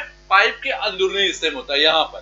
ठीक है, पाइप के अंदरूनी हिस्से में घर्षण शीर्ष हानि होती है। चलिए देखिएगा, 4FL_2GD ये एक फॉर्मूला होता है। ठीक है, आगे देखिएगा, यहां से आप V² की वैल्यू निकालते हैं। क्या निकालते हैं? यहां से आप V² की वैल्यू निकालते हैं। V² की वैल्यू जैसे आप निकालेंगे HF/L D/4 2G/F होकर के आ जाएगा। कैसे आएगा? अब देखिएगा, ये पूरा हिस्सा इधर को जाएगा, ये पूरा हिस्सा इधर को जाएगा, बाकी ये वाला पार्ट पूरा नीचे आ जाएगा। तो HF/L लिख सकते हैं, D/4 लिख सकते हैं, 2G/F लिख सकते हैं। यहां तक क्लियर हो गया आपको? अच्छा, HF/L को यहां से देखिएगा, HF/L को हम I से जानते हैं। किससे जानते हैं? I से जानते हैं, मतलब हाइड्रोलिक स्लोप, अभी इससे पहले हमने पढ़ा। ठीक है, HF/L को हमने I लिख दिया। ठीक है, D/4 जो निकल कर गया था वो M की वैल्यू आती है। ठीक है, हाइड्रोलिक मीन डेप्थ की वैल्यू D/4, ठीक है, जो कि अभी पढ़ा मैंने। M निकल के आ गई। ठीक है, अब क्या बचा आपके पास? देखिए, ये आपकी वैल्यू आ गई I की, ठीक है, ये वैल्यू आ गई आपकी M की। ठीक है, तो बचा क्या आपके पास? 2G/F बचा। ठीक है, चलिए देखते हैं। अभी 2G/F तो बचा हुआ है, अब इसको अंडर रूट में लेंगे, V², इसको अंडर रूट में तोड़ेंगे, अंडर रूट में ले आएंगे तो 2G/F डॉट M × I हो जाएगा। क्लियर है यहाँ तक? अब देखिएगा, अंडर रूट 2G/F को हम C मान लेते हैं। ठीक है, अंडर रूट 2G/F को हम क्या मान लेते हैं? C। देखिए यहाँ लिखा हुआ है, अंडर रूट 2G/F को आप क्या मान रहे हैं? C। नहीं क्लियर हो रहा, दोबारा से लिख देते हैं। देखिएगा, अंडर रूट 2G/F को हम क्या मान रहे हैं? C। C क्या आपका? Chassis constant. ठीक है, तो अंडर रूट 2G/F को आपने C ले लिया, अंडर रूट MI बचा। यही एक जो फॉर्मूला निकल करके आ रहा है, इससे ज्यादा भी ब्रेक नहीं हो सकता। इसी को बोलते हैं आप चेजिस कांस्टेंट या फिर चेजिस फॉर्मूला। C को चेजिस कांस्टेंट बोलते हैं, पूरे फॉर्मूला को बोलते हैं चेजिस फॉर्मूला। ठीक है, अब आप देखिएगा यहाँ पर एक बात और समझ लीजिएगा, यहाँ पर जो C जो है डिपेंड कर रहा है किस पे? F की वैल्यू पर। C किस पे डिपेंड कर रहा है? C डिपेंड कर रहा है F की वैल्यू पर। C किस पे डिपेंड कर रहा है? F की वैल्यू पर। अब F क्या होता है समझिएगा, F को बोलते हैं कोफिशिएंट ऑफ फ्रिक्शन। क्या बोलते हैं इसको? कोफिशिएंट ऑफ फ्रिक्शन, यानी घर्षण का गुणांक बोलते हैं इसको। ठीक है, समझिएगा, न्यू पाइप में जब नया पाइप होगा तो भाई अंदर, ठीक है, अंदर घर्षण बहुत कम होगी, तो F की वैल्यू 0.005 जो कि बहुत कम है। ठीक है, अगर वही पाइप पुरानी हो जाएगी तो घर्षण ज्यादा लगेगा उसके अंदरूनी हिस्से पे, तो F = 0.01 ले लेंगे, यानी यहाँ पर F की जो वैल्यू होगी वो हम ये ले लेंगे। ठीक है, दोबारा समझिएगा, अंदरूनी हिस्से के ही घर्षण की बात कर रहे हैं। ये पूरा आपका चेजिस फॉर्मूला निकल करके आ गया। आगे हम बात करते हैं लॉसेस, हानियां क्या होती हैं। हानियां दो तरीके की होती है पाइप के अंदर, एक होता है मेजर लॉस, दूसरा होता है माइनर लॉस। मेजर मतलब बड़ा लॉस और माइनर मतलब छोटा लॉस। ठीक है, तो बड़े लॉसेस के बारे में भी देखेंगे और छोटे लॉसेस के बारे में देखेंगे। क्योंकि बड़ा लॉस एक ही होता है जो कि लॉस ड्यू टू फ्रिक्शन, क्योंकि अभी हमने बात करी थी HF की वैल्यू। ठीक है, घर्षण के कारण शीर्षण, यही सबसे बड़ा लॉस होता है, यानी किसी भी पाइप में सबसे ज्यादा लॉसेस कौन से होते हैं? यही होते हैं। उसके बाद सारे लॉसेस आपके क्या होते हैं? छोटे छोटे होते हैं। तो माइनर लॉसेस में कौन सा आपका? Head loss due to sudden enlargement. Enlargement का मतलब बड़ा होना, अभी हम इस पे बारी बारी चर्चा करने वाले हैं। ठीक है, सेकंड आपका head loss due to sudden contraction. Contraction मतलब डायमीटर अचानक क्या होना पाइप का? कम हो जाना। ठीक है, अचानक पाइप का डायमीटर ऐसे हो गया, कम हो गया, ये कॉन्ट्रैक्शन हो गया। एनलार्जमेंट, पाइप का डायमीटर क्या हो गया था? बढ़ गया था, एनलार्जमेंट था, कॉन्ट्रैक्शन हो गया। हेड लॉस ड्यू टू, देखिएगा, head loss due to entrance. अब पाइप के अंदर, जैसे मान लीजिए पाइप है, पाइप के अंदर वाटर जा रहा है, एंट्रेंस में कितना लॉस हुआ वो देख लेते हैं। ठीक है, अगला head loss due to exit in pipe. ठीक है, पाइप में निकास पर शीर्ष हानि। ठीक है, निकास पर शीर्ष हानि, जब पाइप से पानी निकल रहा है तो कितना हानि हो रहा है। यहाँ पाइप में जब पानी प्रवेश कर रहा है तो कितना हानि हो रहा है। यहाँ पाइप जब संकुचन था, कॉन्ट्रैक्शन था, यानी आकस्मिक संकुचन, सडन कंट्रक्शन, तो कितना था, यहाँ पर सडन जो है पाइप बढ़ जा रहा था, आपको आकस्मिक वर्धन बोलते हैं, तो वहां पर कितना लॉस हो रहा था। लास्ट आपका जो है आपका head loss due to bend in pipe, अब पाइप आपका बेंड हो रहा है तो लॉसेस कितनी होंगी, दिशा में परिवर्तन के कारण शीर्षांश। अच्छा एक बात और बता दो, ऐसा नहीं केवल 5 ही है, लगभग 8, 10, 11, 12 भी होती है, बेसिकली जो 5 इंपॉर्टेंट है वही आपके सामने है, ठीक है सर, बारी बारी से हम इस पर चर्चा करने वाले हैं।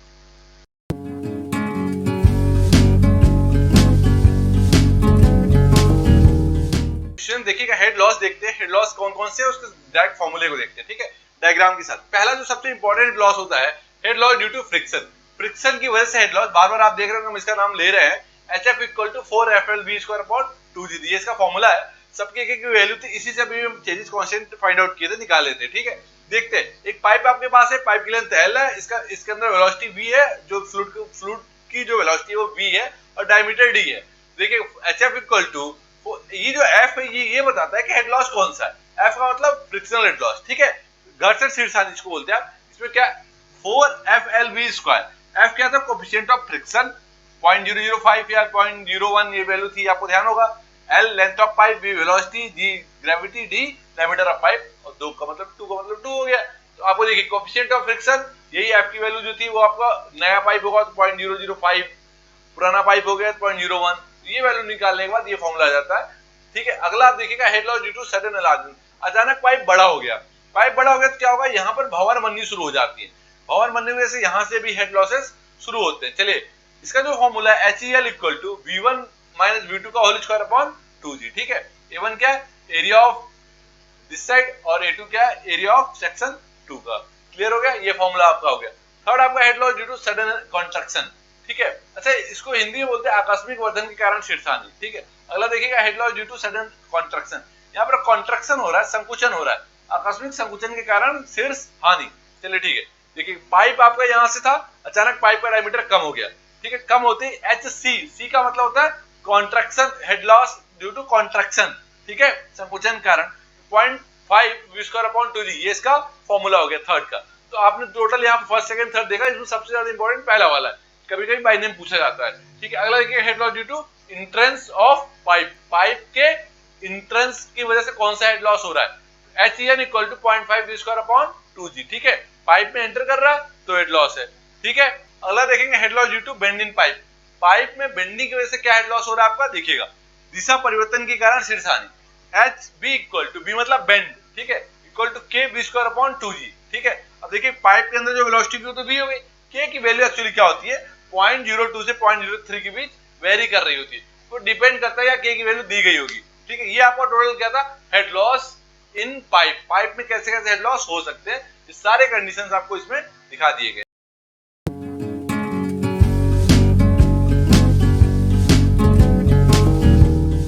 स्टूडेंट्स देखते हैं रेनॉल्ड नंबर, रेनॉल्ड नंबर क्या होता है, देखिए दो फोर्स का रेशियो होता है, ठीक है।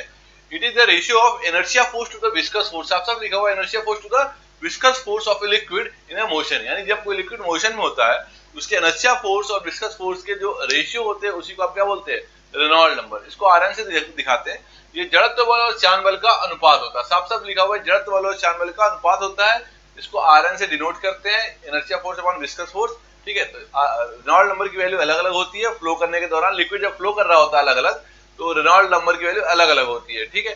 लैमिनार फ्लो के लिए अलग होती है, टर्बुलेंट के लिए अलग होती है, ठीक है। चलिए अगला देखते हैं वाटर हैमर क्या होता है, जल आघात बोलते हैं, वाटर के द्वारा हैमरिंग करना ही जल आघात कहलाता है। The phenomena of sudden rise in pressure due to sudden closure of flow is known as water hammer. इसका मतलब क्या हुआ, फेनोमेना मतलब साइंटिफिक घटना, एक ऐसी साइंटिफिक घटना जिसमें सडन क्या करते हैं, प्रेशर राइज हो जाता है, कैसे राइज होता है, due to sudden closure of flow, जब हम फ्लो को सडन रोकते हैं उसे हम क्या बोलते हैं, वाटर हैमर। समझिएगा कैसे, मान लीजिए आपके पास एक पाइप है कुछ इस तरीके का और लिक्विड फ्लो कर रहा है, आपने सडन इसको रोक दिया, सडन रोकने पर क्या होगा कि वाटर क्या करेगा, इस पाइप इस वॉल्व जिससे आप रोका तो उसे स्ट्राइक करेगा, वाटर स्ट्राइक करेगा तो क्या करे, एक आवाज उत्पन्न होगी, वो जो आवाज उत्पन्न होती है उसको नॉकिंग कहते हैं, और पूरी फेनोमेना को हम वाटर हैमर करते हैं। दोबारा समझिएगा, कोई भी पाइप में सडन पाइप में लिक्विड फ्लो कर रहा है, सडन आपने क्या किया, क्लोज कर दिया, लिखा हुआ है साहब, सडन आपने क्या कर दिया, क्लोजर लगाया, सडन क्लोज कर दिया, उससे क्या होगा, उसका प्रेशर क्या करेगा, राइज कर जाएगा, प्रेशर क्या करेगा, उसका राइज कर जाएगा। जब सडन प्रेशर राइज करेगा तो क्या करेगा, आवाज से उत्पन्न होती है, उसी आवाज को नॉकिंग बोलते हैं और पूरी फिनोमेना को हम बोलते हैं वाटर हैमर। चलिए देख लेते हैं आगे ये साइफन क्या होता है, इसके बारे में बात कर लेते हैं। साइफन क्या होता है, ये एक प्रकार की प्रक्रिया है जिसमें हम वाटर को लोअर रिजर्वायर से हायर रिजर्वायर की तरफ ले जाते हैं। कैसे समझिएगा, मतलब एक नीचे जल स्रोत है हमारे पास, उससे हम क्या करते हैं, ऊंचे जल स्रोत की तरफ हम पानी को लेके जाते हैं बिना किसी एक्सटर्नल सोर्स से, बिना किसी मोटर या बिना किसी इस तरीके एक्सटर्नल डिवाइस की वजह से। चलिए देख लेते हैं इसमें क्या होता है। ठीक है, siphon is a long bend pipe. इसमें क्या होता है, सिर्फ एक बेंड पाइप होता है, पाइप होता है, मुड़ा हुआ होता है। Is used to transfer liquid, क्या करते हैं, लिक्विड को ट्रांसफर करते हैं from a reservoir at higher elevation to the another longer level when two reservoir are separated by a hill. इसका मतलब क्या था, देखिएगा दो रिजर्वायर है, रिजर्वायर मतलब जहां पर आप रिजर्व करके रखते हैं, लिक्विड को रिजर्व करके रखा हुआ है उसे बोलेंगे रिजर्वायर, यानी जल संग्रह। ठीक है, यहाँ आपने रखा हुआ है। होता क्या है कि लोअर रिजर्वायर से हायर रिजर्वायर की तरफ जो वाटर को सप्लाई करना होता है, आप सिफॉन का यूज करते हैं। सिफॉन एक तरफ का लॉन्ग बेंट पाइप होता है, उसी से आप जो है पानी का ट्रांसफर करते हैं बिना किसी एक्सटर्नल सोर्स। चलिए हिंदी में देख लेते हैं। ये एक लंबा मुड़ा हुआ पाइप होता है, ठीक है, जैसा कि डायग्राम में दिख रहा है। ये एक लंबा मुड़ा हुआ पाइप होता है जिसका उपयोग एक ऊंचे जलाशय से, देखिएगा, दूसरे लंबे स्तर के स्थानांतरित करने के लिए किया जाता है जब दो जलाशय एक ही पहाड़ी से अलग हो जाते हो। इसका मतलब क्या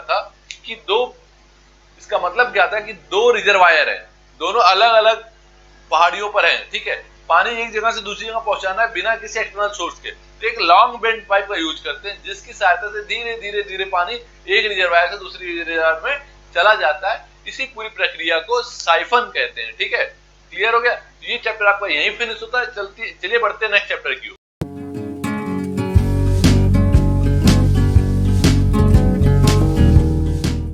चैप्टर नंबर 5 आपका हाइड्रोलिक सिस्टम, द्रवीय प्रणाली। देखिएगा इसमें क्या क्या पढ़ना आपको। एक्चुअली इसमें टोटल आपको 5 टॉपिक दिए गए हैं। 5 कुछ ऐसी मशीनें, ऐसी डिवाइसेज है जिनके बारे में आपको इसके अंदर पढ़ाई करनी है, जो बेसिकली हाइड्रोलिक सिस्टम या हाइड्रोलिक मशीन कहलाते हैं। चलिए इनके बारे में देख लेते हैं। सबसे पहला आपका हाइड्रोलिक प्रेस, जिसको आप बोलते हैं द्रविक प्रेस, क्योंकि जैसा ऐसा नाम है वैसे ही लग रहा है कि वैसे ये कुछ ऐसा ही होगा, प्रेस की तरह होगा। तो चलिए देख लेते हैं कि कैसे ये काम कर रहा है ये प्रेस। जैसे पहला है आपका हाइड्रोलिक प्रेस। देखिए ये हाइड्रोलिक प्रेस से कुछ ऐसा डायग्राम बना हुआ है। ठीक है, यहाँ पर देखेंगे एक प्लंजर लगा हुआ है। प्लंजर से क्या करते हैं, आप हल्का सा फोर्स अप्लाई करते हैं और ये सारा का सारा फोर्स इधर रैम की तरफ नीचे की डायरेक्शन से ऊपर की तरफ लगता है। उससे क्या होता है कि जो वेट होता है वो आपका लिफ्ट हो जाता है, ऊपर उठ जाता है। तो दोबारा समझिए कैसे काम हुआ है। इसमें आपने हल्का सा फोर्स अप्लाई किया है, फोर्स अप्लाई करने से ये जो प्रेशर होगा वो लिक्विड के थ्रू ट्रांसफर हो रहा है दूसरी साइड में। दूसरी साइड में क्या होगा, उससे क्या होगा कि ये रैम जो है ऊपर की तरफ लिफ्ट होगा और वेट क्या होगा आपका, उठ जाएगा। मान लीजिए यहाँ पर 50 केजी का कोई ऑब्जेक्ट रखा हुआ था और 50 केजी का चूंकि वेट है तो 50 न्यूटन कोई ऑब्जेक्ट रखा हुआ था, और आपको मैं कहूँ कि 50 न्यूटन आप ऐसे उठाइए हाथों से, तो आप उठा नहीं पाएंगे, मुश्किल हो जाएगा काफी।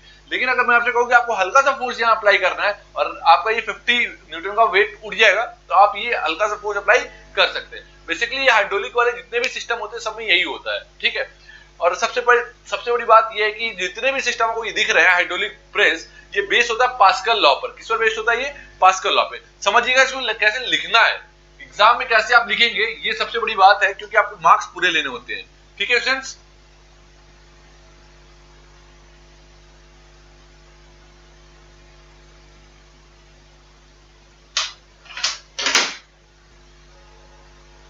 देखिएगा ये प्लंजर है। प्लंजर से आपने क्या किया, यहाँ से हल्का सा प्रेशर अप्लाई किया है और ये पूरा का पूरा एक मैक्सिमम प्रेशर में यहाँ जो है वो कन्वर्ट हो जा रहा है और ऑब्जेक्ट आपका लिफ्ट हो जा रहा है। चलिए लिखेंगे कैसे। जब भी आपसे पूछा जाएगा हाइड्रोलिक प्रेस या हाइड्रोलिक रैम या हाइड्रोलिक जैक या हाइड्रोलिक ब्रेक या एक्यूमुलेटर, इसको लिखना कैसे, सबसे बड़ी बात ये है क्योंकि आपको मार्क्स गेन करने हैं। ठीक है, यहाँ पर तो सबसे पहले आप क्या करेंगे, जब भी कुछ भी ऐसा पूछेगा सबसे पहले आप लिखेंगे प्रिंसिपल। क्या लिखेंगे, प्रिंसिपल। इसका मतलब होता है सिद्धांत आपको लिखना है। सिद्धांत का मतलब होता है कि कोई भी मशीन किस प्रिंसिपल पे काम कर रही है। तो जो सबसे पहला आपका हाइड्रोलिक प्रेस है ये पास्कल लॉ पे काम करता है। तो देखिए सबसे पहले आपको क्या लिखना है, प्रिंसिपल। प्रिंसिपल में क्या है कि ये जो आपका पूरा सिस्टम है ये पास्कल लॉ पर बेस्ड है। किस पर बेस्ड है, पास्कल लॉ पर। तो सबसे पहले जब भी आपसे क्वेश्चन पूछा जाएगा तो सबसे पहले आप प्रिंसिपल लिखेंगे और लिखेंगे it is based on the pascal law. क्या लिखेंगे, it is based on the pascal law, सबसे पहला। इसके बाद आप क्या बनाएंगे, डायग्राम। डायग्राम बनाने के बाद फिर आप क्या लिखेंगे, कंस्ट्रक्शन। ठीक है, कंस्ट्रक्शन मतलब बनावट, इसमें क्या क्या चीजें लगी हुई हैं। और उसके बाद आप लिखेंगे वर्किंग। ठीक है, ये 4 स्टेप आपको फॉलो करने हैं। सबसे पहले प्रिंसिपल, दूसरा डायग्राम, तीसरा कंस्ट्रक्शन, चौथा वर्किंग। ये 4 स्टेप को आपको फॉलो करेंगे तो आपको पूरे मार्क्स मिलने के चांसेस हैं। देखिएगा कोई भी एग्जामिनर ये 4 चीजें ही आपको ढूंढता है। देखिएगा हाइड्रोलिक प्रेस हुआ, दोबारा समझिएगा कैसे इसका काम, कैसे इस पे लिखना है। हाइड्रोलिक प्रेस है तो किस प्रिंसिपल पे काम करता है? It is based on the pascal law. ये पास्कल लॉ के नियम पर आधारित है या पास्कल लॉ के सिद्धांत पर काम करता है। ठीक है, डायग्राम आपका ये कंस्ट्रक्शन, बनावट। कंस्ट्रक्शन मतलब बनावट, क्या क्या चीजें इसमें लगी हैं। तो आप कहेंगे इसमें एक प्लंजर लगा हुआ है, एक रैम लगा हुआ है, लिक्विड है, प्लंजर, ठीक है, ये 3-4 आइटम लगे हुए हैं। आगे क्या वर्किंग, काम कैसे करता है? तो आप कहेंगे सबसे पहले प्लंजर में एक छोटा सा जो फोर्स अप्लाई करते हैं वो फोर्स के लिक्विड के थ्रू ट्रांसफर होता है, रैम में जाता है, रैम में वो ज्यादा फोर्स अप्लाई करता है और रैम क्या होता है ऊपर लिफ्ट हो जाता है, इससे आपका जो लोड है वो ऊपर की तरफ लिफ्ट हो जाता है। ये पूरी आप कहानी लिखेंगे तब जाके आपको पूरे नंबर मिलेंगे। ऐसे ही आपका आता है आपका हाइड्रोलिक जैक। हाइड्रोलिक जैक भी पास्कल लॉ पे काम करता है। इसको भी जब लिखेंगे आप तो सबसे पहले यही लिखेंगे कि सबसे पहले से क्या लिखेंगे, प्रिंसिपल। सबसे पहले क्या लिखेंगे, प्रिंसिपल। किस प्रिंसिपल पर काम करता है ये? तो हाइड्रोलिक जैक भी आपका पास्कल लॉ पे काम करता है। ठीक है, समझिएगा इसको, ये भी पास्कल लॉ पे काम करता है। पास्कल लॉ पे काम करने का मतलब होता है कि आपने छोटा फोर्स अप्लाई किया, वो ज्यादा में कन्वर्ट हो गया। ठीक है, प्रिंसिपल लिखने के बाद आप दूसरा क्या करते हैं, आप डायग्राम बनाते हैं। याद रखिएगा, यही स्टेप फॉलो करिएगा। प्रिंसिपल के बाद आप क्या बनाएंगे, डायग्राम। डायग्राम पहले नहीं बनाएंगे, सबसे पहले प्रिंसिपल लिखेंगे देन डायग्राम बनाएंगे। उसके बाद आप क्या लिखेंगे, कंस्ट्रक्शन। उसके बाद लिखेंगे आप वर्किंग। ये 4 स्टेप ऐसी सीरीज को आपको फॉलो करना है एग्जाम के लिए। ठीक है, अब प्रिंसिपल पर क्या है, it is based on the pascal law. Clear हो गया। दूसरा डायग्राम आपने बना दिया। तीसरा इसका कंस्ट्रक्शन, बनावट। इसमें लगी क्या क्या चीजें, आप कहेंगे इसमें प्लंजर लगा हुआ है, हैंडल लगा हुआ है, रैम लगा हुआ है, प्लेटफॉर्म लगा हुआ है और पूरा का पूरा एक सिस्टम लगा हुआ है जिसके अंदर लिक्विड भरा हुआ है। ये 4-5 आइटम जो कंपोनेंट हो गए, इसके पार्ट्स हो गए। पार्ट्स हमेशा किसमें आएंगे, कंस्ट्रक्शन में। वर्किंग में क्या आएगा, वर्किंग में इसका पूरा फंक्शन, कैसे कार्यविधि, कैसे ये काम कर रहा है। तो आप कहेंगे सबसे पहले प्लंजर से हमने क्या किया, हैंडल से हमने क्या किया, फोर्स अप्लाई किया, प्लंजर को आया, प्लंजर ने क्या किया, लिक्विड को ट्रांसफर किया।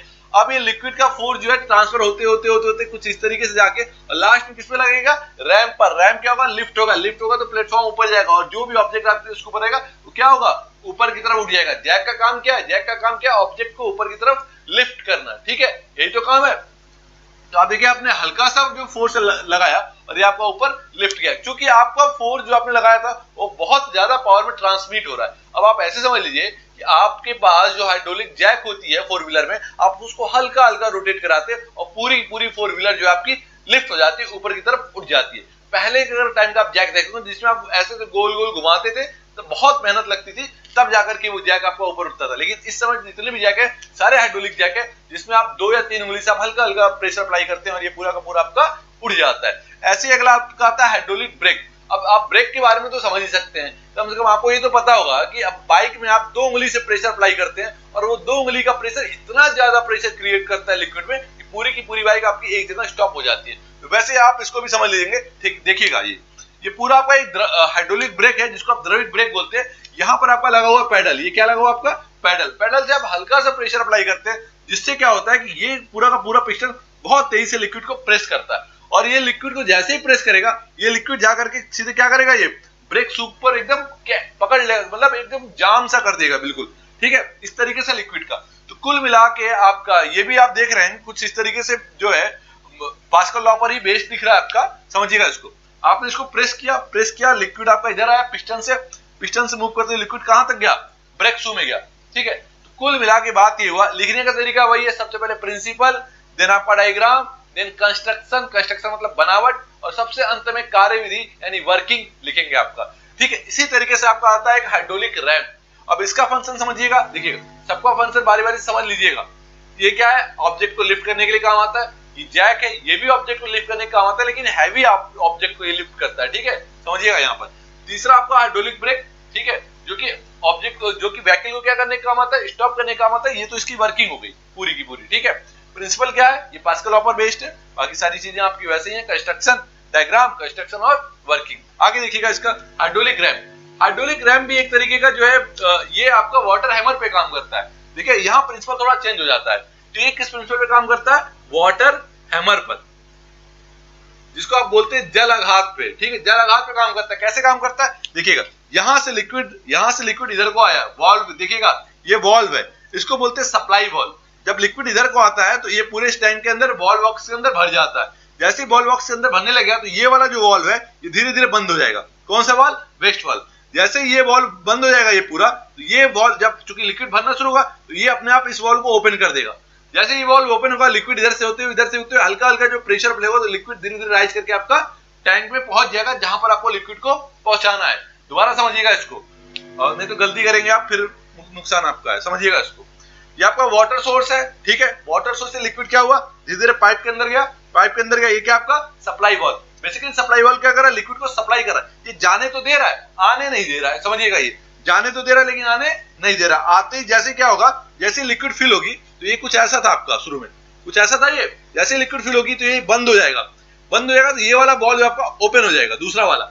ओपन होते ही एयर वेसल के अंदर लिक्विड आना शुरू हो जाएगा, और लिक्विड धीरे धीरे एयर वेसल के बाद ऊपर से आना शुरू हो जाएगा। ये क्या देखिएगा, वेस्ट वॉल्व लगा हुआ है, वेस्ट वॉल्व बोलते हैं। ये वॉल्व क्या करता है, जो लिक्विड ऊपर जाता है उसको नीचे नहीं आने देता है। तो धीरे धीरे धीरे क्या होता है, प्रेशर करने के बाद लिक्विड जो है सब टैंक में पहुंच जाता है। यही पूरा इसका फंक्शन है। लिखेंगे कैसे, सबसे पहले प्रिंसिपल लिखेंगे, ये वाटर हैमर के प्रिंसिपल पे काम करता है। दूसरा आप डायग्राम बनाएंगे। तीसरा कंस्ट्रक्शन लिखेंगे, यानी बनावट, क्या क्या चीजें इसमें लगी हुई है उनके बारे में लिखेंगे एक लाइन। लास्ट में आप क्या लिखेंगे, वर्किंग, कैसे ये काम कर रहा है। पूरा लिखने का तरीका पूरा लिया तो कोई भी क्वेश्चन आपसे पूछा जाएगा तो सीधे 5 नंबर का होगा। लिखने का तरीका आप यही, अगर आपने डायग्राम बना के कहानी लिखी 5 नंबर में 2 या 3 नंबर ही मिलेंगे। समझिएगा, स्टेप अगर आप ये फॉलो करेंगे तो 5 में मिनिमम 4 नंबर मिलने के चांसेस हैं। यही एग्जामिनर आपकी कॉपी में देख रहे होते हैं, ठीक है। लिखने का तरीका नहीं पता, आपको मार्क्स नहीं आते हैं। आगे देखिएगा, हाइड्रोलिक एक्यूमुलेटर, समझिएगा इसको बोलते हैं द्रव्य संचायक। इसमें क्या है, इसमें बहुत कम, इसमें बहुत ज्यादा ऑब्जेक्ट नहीं लगा हुआ है। एक प्लंजर, एक सिलेंडर है, ठीक है। देखिएगा, एक हाइड्रोलिक मशीन है, दूसरा आपका दूसरी साइड से प्रेस पंप है। ये क्या करते हैं, धीरे धीरे ये हाइड्रोलिक मशीन क्या, इधर से लिक्विड आपका, इधर से ये प्रेस, दोनों क्या करते हैं। तो आपका ये प्लंजर क्या होता है, ऊपर की तरफ होता है। देखिएगा, सब दोबारा समझिएगा, यहां से इधर से ये हाइड्रोलिक मशीन से लिक्विड आपने इधर करा, इधर से प्रेस अप्लाई करा पंप के थ्रू, और ये दोनों क्या करेंगे, प्लंजर को उठाएंगे, प्लंजर ऊपर की तरफ उठेगा, और प्लंजर पे लगा हुआ है एक हैवी वेट। ये हैवी वेट क्या होगा, आपका ऊपर की तरफ उठ जाएगा। तो हाइड्रोलिक एक्यूमुलेटर भी इसी तरीके से काम कर रहा है। तो कुल मिलाकर के इसको भी लिखने का तरीका ऐसे ही है कुछ, ठीक है। तो सब मिलाकर के ये चैप्टर आपका एक तरीके से फिनिश हो जाता है। चलिए बढ़ते हैं नेक्स्ट चैप्टर की ओर।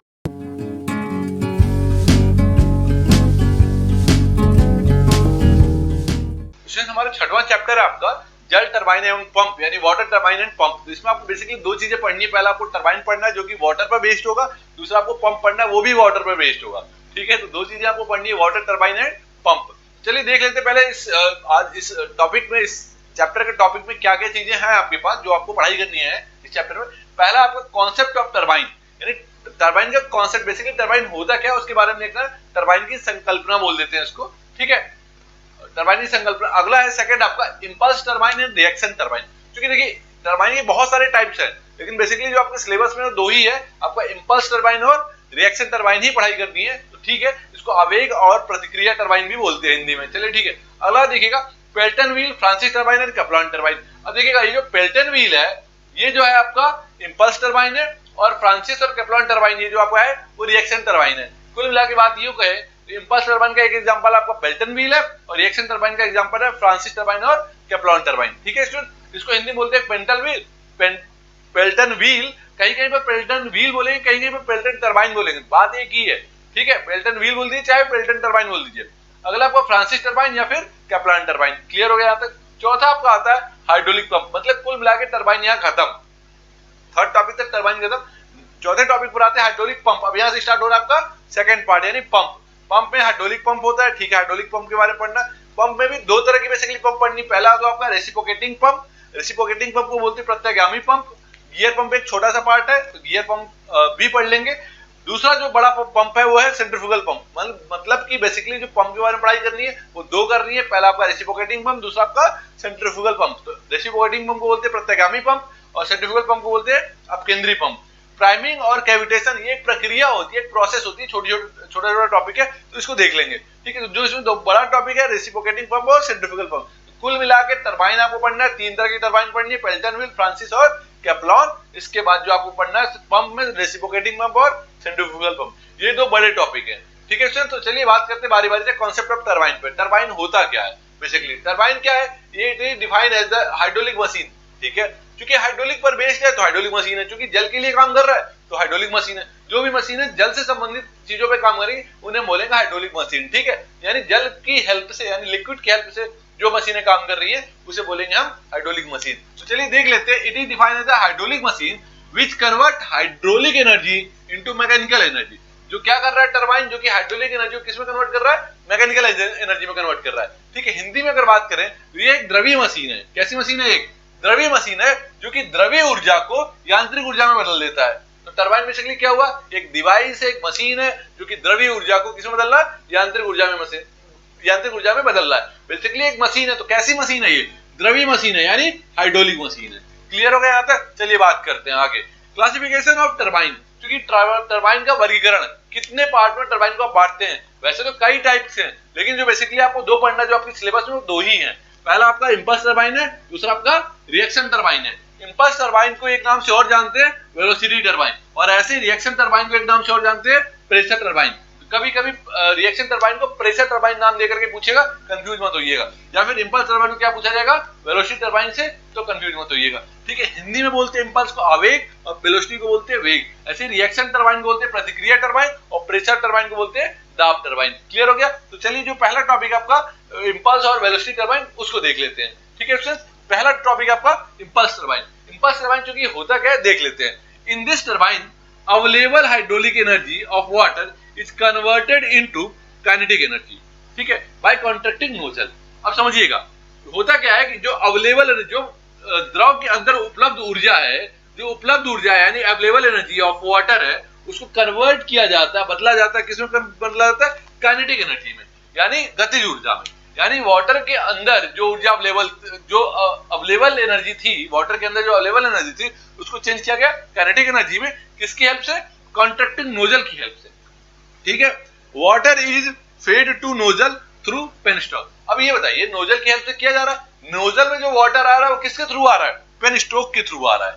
ठीक है, नहीं अगर यहां से क्लियर हो रहा, डायग्राम से भी सारा चीज क्लियर हो जाएगा। हिंदी में देख लेते हैं, चलिए। ठीक है, ठीक है, इस टरबाइन में पानी में उपलब्ध द्रव्य ऊर्जा को देखिएगा गतिज ऊर्जा में नोजल के द्वारा बदलते हैं। ठीक है, और नोजल में जल पेनस्टॉक के द्वारा भेजा जाता है। अगर आपको इंग्लिश नहीं क्लियर हो रहा है तो हिंदी पढ़ के भी आप इंग्लिश का मतलब क्लियर कर सकते हैं। ठीक है फ्रेंड्स, चलिए डायग्राम पर आते हैं, इसको डायग्राम देख लेते हैं। ठीक है, डायग्राम देखने से पहले मैं एक बात बताना चाहता हूं कि आपको जब इसमें क्वेश्चन पूछा जाएगा कि व्हाट इज इंपल्स टरबाइन, तो आपको ऐसे नहीं लिख देना है। एक प्रॉपर तरीका होगा आपका। सबसे पहले आप प्रिंसिपल लिखेंगे, प्रिंसिपल में 2 लाइन लिखेंगे, फिर आप डायग्राम बनाएंगे।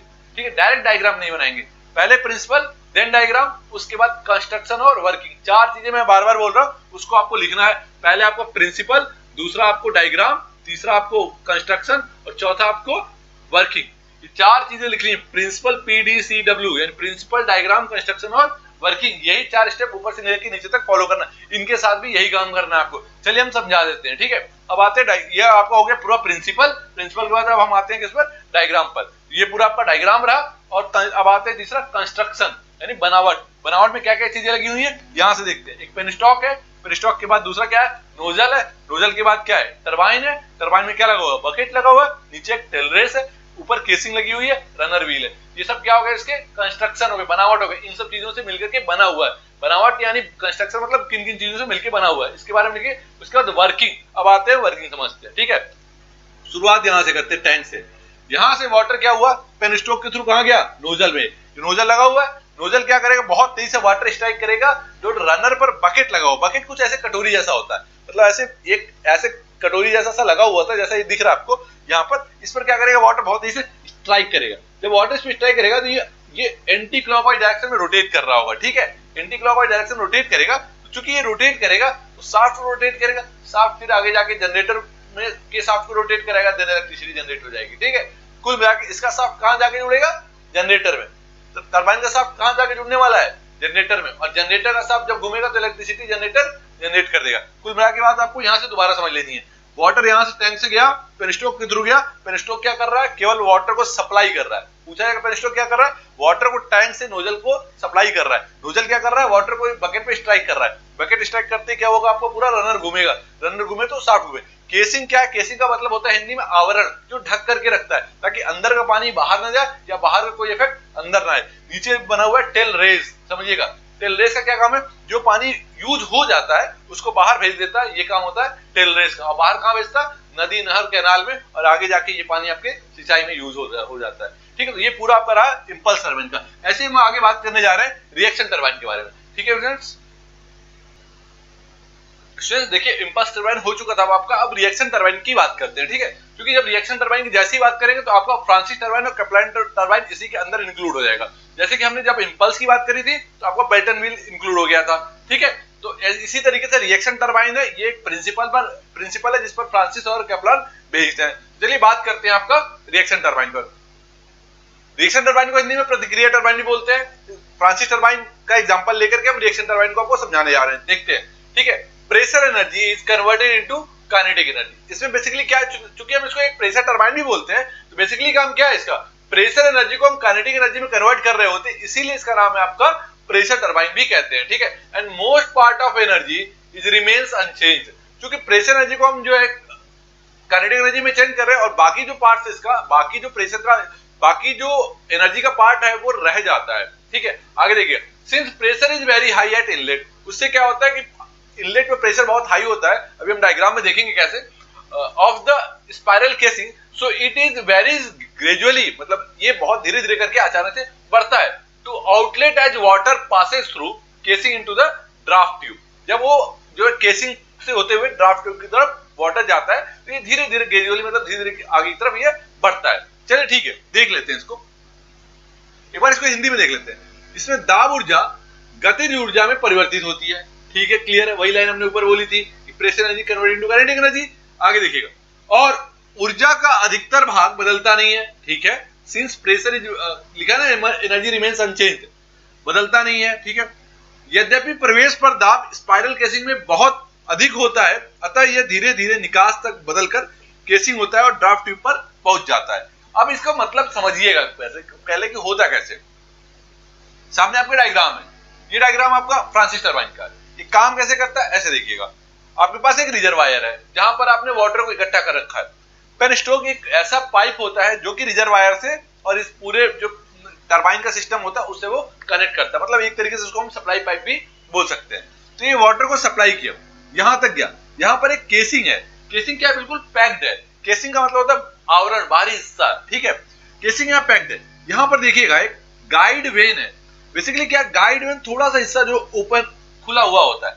अब ये बताइए कि यहाँ पर ज्यादा एरिया है और गाइड वेन बहुत थोड़ी जगह दे रहा है, तो अचानक से लिक्विड का प्रेशर यहाँ पर बढ़ जाएगा तो बहुत तेजी से वो इस पर स्ट्राइक करेगा। स्ट्राइक करने के बाद कहां तक आएगा, वो नीचे आएगा, धीरे धीरे कहां आ जाएगा, ड्राफ्ट ट्यूब में। दोबारा से समझिएगा इसको, देखिएगा ये आपके पास रिजर्वायर है, रिजर्वायर से जो है वाटर यहाँ आया, यहाँ आने के बाद वाटर इन किया, इन करने के बाद वाटर को जिस तरीके से स्ट्राइक करेगा रनर व्हील पर, रनर व्हील पर स्ट्राइक करते ही ये शाफ्ट घूम जाएगा। दोबारा समझिएगा, रनर व्हील पर स्ट्राइक करते ही शाफ्ट घूम जाएगा और शाफ्ट घूम गया तो ये जाके आगे जनरेटर से इलेक्ट्रिसिटी जनरेट करेगा। अब जो वाटर वेस्ट हो गया वो वाटर नीचे की तरफ गिरेगा, नीचे कहां जाएगा, ड्राफ्ट ट्यूब क्या करेगा, इसको एक डायरेक्शन देगा कि तुम्हें जाना कहां है, टेल रेस तक। ये कौन सा नीचे वाला हिस्सा में से क्या कहलाता है, टेल रेस तक जाता है, और टेल रेस के बाद ये वाटर जो आगे जाके कैनाल या रिवर में कहीं पर भी सेंड कर दिया जाता है, फिर आगे खेतों में सिंचाई के लिए भेज दिया जाता है। दोबारा समझ लीजिएगा, रिजर्वायर से पेनस्टोक में आया, पेनस्टोक से यहां तक आया, रनर से फिर ये नीचे आया और बाकी सारा वाटर आपका यूज हो गया। चलिए आगे देखते हैं कैप्लान टरबाइन। कैप्लान टरबाइन भी आपका इसी तरीके से रिएक्शन टरबाइन का एक पार्ट है, फ्रांसिस टरबाइन की तरह इसका भी प्रिंसिपल है एक जैसा ही, थोड़ा सा ये अलग है। इसको हम प्रोपेलर टरबाइन के नाम से भी जानते हैं। किस टरबाइन के नाम से, propeller turbine. It is also known as propeller turbine. अब क्यों कहते हैं प्रोपेलर टरबाइन, ये भी बताएंगे थोड़ी देर में। These turbine are used to those place, इस टरबाइन को हम वहां यूज करते हैं where large quantity of water is available, जहां पर लार्ज क्वांटिटी में वाटर अवेलेबल है, एट लो हेड पर लार्ज क्वांटिटी में वाटर अवेलेबल है, वहां पर हम कैप्लान टरबाइन का यूज करते हैं। ठीक है, ये आपका था फ्रांसिस टरबाइन, ये फ्रांसिस टरबाइन, ये कैप्लान टरबाइन। अब ये काम कैसे करता है समझिएगा, देखिएगा ये बीच वाला एक साफ्ट वाला पार्ट है, कुछ ये ऐसा दिख रहा है प्रोपेलर शेप का। प्रोपेलर शेप की वजह से इसका नाम है जो है प्रोपेलर टरबाइन। ठीक है, क्लियर हुआ, ये भी उसी की तरह काम करता है। ये स्पाइरल केसिंग है, स्पाइरल केसिंग से क्या हुआ, लिक्विड बहुत तेजी से इधर की तरफ आया, गाइडेड वेन गाइड करता है, गाइडेड वेन क्या करता है, प्रेशर बढ़ जाता है बहुत तेजी से, प्रेशर बढ़ने के बाद ये रनर पे जो है टकराता है, रबर ब्लेड जो है आपका गाइड रबर ब्लेड पर टकराने के बाद ये शाफ्ट को रोटेट कर देता है। ये शाफ्ट रोटेट होते ही फिर आगे जाके जनरेटर के शाफ्ट को रोटेट करता है, इलेक्ट्रिसिटी आपकी मिल जाती है। उसके बाद जो वाटर यूज हो जाता है वो वाटर जो कि साफ तो रहता है ना, कोई केमिकल तो मिला नहीं गया इसमें, तो वाटर साफ रहता है, तो आगे जाके वो टेललेस में जाता है और टेललेस के फिर थ्रू आगे चला जाता है। अच्छा, ड्राफ्ट ट्यूब का काम क्या है? ड्राफ्ट ट्यूब का काम क्या है? वाटर को डायरेक्शन देता है कि आपको किधर कहां की तरफ जाना रहता है, ठीक है। सबका एक पार्ट है, आप इसको एक्सप्लेन करेंगे। देखिए लिखने का तरीका बता दें दोनों टरबाइन का, वही सबसे पहले प्रिंसिपल लिखेंगे, फिर आप डायग्राम बनाएंगे, फिर आप कंस्ट्रक्शन लिखेंगे, फिर आप वर्किंग लिखेंगे, ठीक है सर। तो ये आपका पूरा आपका टरबाइन का पार्ट क्लियर हो गया। अब हम धीरे धीरे बढ़ रहे हैं पंप की तरफ। अगला टॉपिक आपका हाइड्रोलिक पंप है, क्योंकि यहाँ तक का पार्ट क्लियर हो चुका है। आपका फोर्थ टॉपिक हाइड्रोलिक पंप है। चलिए हाइड्रोलिक पंप के बारे में देख लेते हैं। हाइड्रोलिक पंप क्या है? Hydraulic pump is hydraulic machine, ठीक है। ये तो क्लियर है कि एक हाइड्रोलिक मशीन है जो कि कन्वर्ट कर रहा है मैकेनिकल एनर्जी को हाइड्रोलिक एनर्जी में। यहाँ तक क्लियर। देखिए कोई मशीन होता है वो एनर्जी को एक फॉर्म से दूसरे फॉर्म में कन्वर्ट करता है, क्योंकि पंप भी क्या है? एक हाइड्रोलिक मशीन है। तो जब एक मशीन है तो ये भी एनर्जी को एक फॉर्म से दूसरे फॉर्म में कन्वर्ट करेगा, लेकिन वो कौन सी एनर्जी को कन्वर्ट कर रहा है ये आपको ध्यान देना होगा। मैकेनिकल एनर्जी को वो हाइड्रोलिक एनर्जी में कन्वर्ट कर रहा है। कौन कन्वर्ट कर रहा है? पंप, ठीक है, क्लियर है। तो पंप एक द्रव्य मशीन है जो कि यांत्रिक ऊर्जा को द्रव्य ऊर्जा में बदलता है, ठीक है, क्लियर हो गया। यानी कोई मशीन होता है, मशीन क्या होता है? एनर्जी को एक फॉर्म से दूसरे फॉर्म में कन्वर्ट करता है। क्योंकि हाइड्रोलिक मशीन है तो ये कन्वर्ट कर रहा है यांत्रिक ऊर्जा को द्रव्य ऊर्जा में। क्योंकि जब भी पंप के बारे में बात करेंगे तो आपको दो तरह के पंप पढ़ने हैं। आपके सिलेबस में दो ही तरह का पंप है। पहला आपका रेसिप्रोकेटिंग पंप, दूसरा आपका सेंट्रीफ्यूगल पंप, यानी रेसिप्रोकेटिंग पंप और सेंट्रीफ्यूगल पंप। रेसिप्रोकेटिंग पंप देख लेते हैं। चलिए यहाँ पर रेसिप्रोकेटिंग पंप को हम प्रत्यागामी पंप भी कहते हैं, ठीक है। रेसिप्रोकेटिंग पंप को हम प्रत्यागामी पंप भी कहते हैं। It is based on the crank and connecting rod mechanism. वो किस पर बेस्ड है? क्रैंक और कनेक्टिंग रॉड के मैकेनिज्म पर बेस्ड है। यानी इस मैकेनिज्म में क्रैंक और कनेक्टिंग रॉड का मेन रोल है, ठीक है। इन दोनों से मिलकर जो मैकेनिज्म बन रहा है उस पर ये बेस्ड है। Crank is rotate by the some prime mover. अच्छा, क्रैंक को किसी प्राइम मूवर से रोटेट कराया जाता है, विच में भी, जो कि या तो कोई इंजन हो सकता है या फिर इलेक्ट्रिक मोटर हो सकता है, क्लियर है। यानी जो इसमें स्टार्टिंग की जाती है इस पूरे पंप में, वो स्टार्ट किया जाता है क्रैंक से। यानी पूरे जो पंप की स्टार्ट होती है कहां से स्टार्ट हो रही है? क्रैंक से। क्रैंक को घुमाया जा रहा है किसी प्राइमरी मूवर से। वो प्राइमरी मूवर या तो आपका इंजन हो सकता है या फिर आपका इलेक्ट्रिक मोटर हो सकता है, क्लियर है। आगे देखते हैं हिंदी में क्या कहेंगे? प्रत्यागामी पंप क्रैंक और कनेक्टिंग रॉड के यंत्र विन्यास पर निर्भर करता है, क्लियर है। हिंदी में भी वही बात करें। क्रैंक को एक प्राइम मूवर घुमाता है, ठीक है, जो कि एक इंजन हो सकता है या फिर मोटर हो सकता है। वो मोटर इलेक्ट्रिक मोटर ही होता है। तो यहां तक क्लियर हो गया आपका रेसिप्रोकेटिंग पंप का प्रिंसिपल। ये इसका डायग्राम है। देखिए लिखने का तरीका फिर वही है। 5 नंबर का क्वेश्चन आने वाला। ये मान चलिए कि एक क्वेश्चन पंप से आएगा, एक क्वेश्चन आपका टरबाइन से आएगा।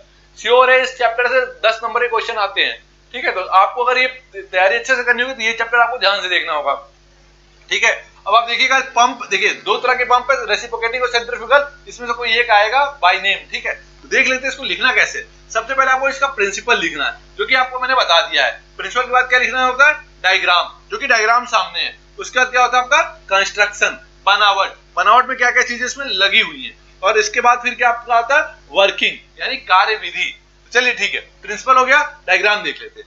डायग्राम में क्या है? सामने आपको देखिए एक रेसिप्रोकेटिंग पंप है, पिस्टन लगा हुआ है, कनेक्टिंग रॉड लगा हुआ है, सिलेंडर है, डिलीवरी पाइप है और आपका सक्शन पाइप है। ये आपका क्रैंक है जो कि घूम रहा है किसी न किसी मोटर से या फिर किसी इंजन से, क्लियर हो गया। तो इसमें कितने पार्ट्स हो गए? Piston, connecting rod, cylinder, piston rod, delivery pipe, suction pipe, ठीक है। इसके बारे में आप लिख लेंगे, सारा कंस्ट्रक्शन आ जाएगा। वर्किंग समझ लीजिए। अब काम कैसे करता है? काम में सबसे पहले क्या है कि आप इसको घुमाते हैं। जब आप क्रैंक को घुमाएंगे, मैंने आपको बताया था क्रैंक से शुरुआत होती है, प्राइम मूवर यही है। क्रैंक से घुमाते हैं, पिस्टन आपका अप डाउन मूव करता है। पिस्टन जैसे ही अप डाउन मूव करेगा, वाटर आपका क्या होगा? अंदर आएगा। जब वाटर अंदर आएगा तो ये वाला वॉल्व ओपन होगा, ये वाला वॉल्व क्लोज हो जाएगा, ठीक है। हमेशा उल्टा होगा, जब ये क्लोज होगा ये ओपन हो जाएगा। तो एक दूसरे के विपरीत होते हैं। फिर ये वाटर इधर से होते हुए आपका चला जाता है। इसका एक बेस्ट एग्जांपल आपके घर में जो हैंड पंप है वो इसका एक बेस्ट एग्जांपल है, ठीक है, रेसिप्रोकेटिंग पंप का। तो आपने प्रिंसिपल देख लिया, ये पूरा सामने है। डायग्राम देख लिया, कंस्ट्रक्शन में कौन कौन से पार्ट लगे हुए हैं, और वर्किंग में आपने क्या देखा? वाटर सक किया, सक्शन वाल्व ओपन हो गया, सिलेंडर के अंदर भर गया, पिस्टन ने दबाया और दबाने के बाद ये वाटर डिलीवरी पाइप से बाहर चला गया। तो इन दोनों वाल्व में एक वाल्व एक टाइम पर ही खुलता है, दूसरा वाल्व अपने आप बंद रहता है। तो पूरा ये आपको अगर इसका वर्किंग ना समझ में आ रहा तो हैंड पंप की पूरी वर्किंग आप लिख सकते हैं इसमें, ठीक है स्टूडेंट। तो ये टॉपिक आपको यहाँ पर क्लियर हो जाता है। दूसरा आपका एक छोटा सा पार्ट है गियर पंप। कभी कभी पूछा जाता है। बेसिकली ये पंप गियर पर बेस्ड है, इसलिए इसका नाम है गियर पंप। ये दो तरह के होते हैं, एक्सटर्नल गियर पंप और इंटरनल गियर पंप। क्योंकि चलिए आपके पास एक गियर पंप है, इसको समझ लेते हैं, ठीक है। लिक्विड यहाँ से इन किया, ठीक है, देख रहे हैं आप यहाँ से लिक्विड यहाँ से इन किया, और लिक्विड इन करने के बाद ये कुछ इस तरीके से गियर को जाएगा, गियर रोटेट करेगा और ये गियर दोनों चूंकि आपस में कनेक्ट रहेंगे तो दोनों रोटेट करते हुए आगे की तरफ जाएंगे। आपका देखिए लिक्विड यहाँ से इन किया, इन करने के बाद ये जो आपका गियर है, दोनों गियर आपस में मेस कर रहे हैं, एक दूसरे को रोटेट करा रहे हैं। होगा क्या कि जो इधर से लिक्विड आ रहा है उसको क्या करेंगे, थ्रो आउट करेंगे बाहर की तरफ। कुल मिला के मतलब इधर आपका एक सक्शन हेड की तरह काम कर रहा है, इधर आपका डिलीवरी हेड की तरफ काम कर रहा है। यानी ये आउटलेट पॉइंट पोर्ट है आपका, ये इनलेट पोर्ट है। ठीक है, इसमें बहुत ज्यादा क्वेश्चन तो नहीं आता, अगर आएगा तो फिर भी आप इसको इस तरह के डायग्राम बना के एक्सप्लेन कर देंगे। ठीक है, यहाँ तक पूरा आपका क्लियर हो चुका है एक बार रेसिप्रोकेटिंग पंप और ये आपका पूरा एक गियर पंप, छोटा सा पार्ट था। चलिए चलते हैं नेक्स्ट टॉपिक की ओर, सेंट्रीफ्यूगल पंप की ओर।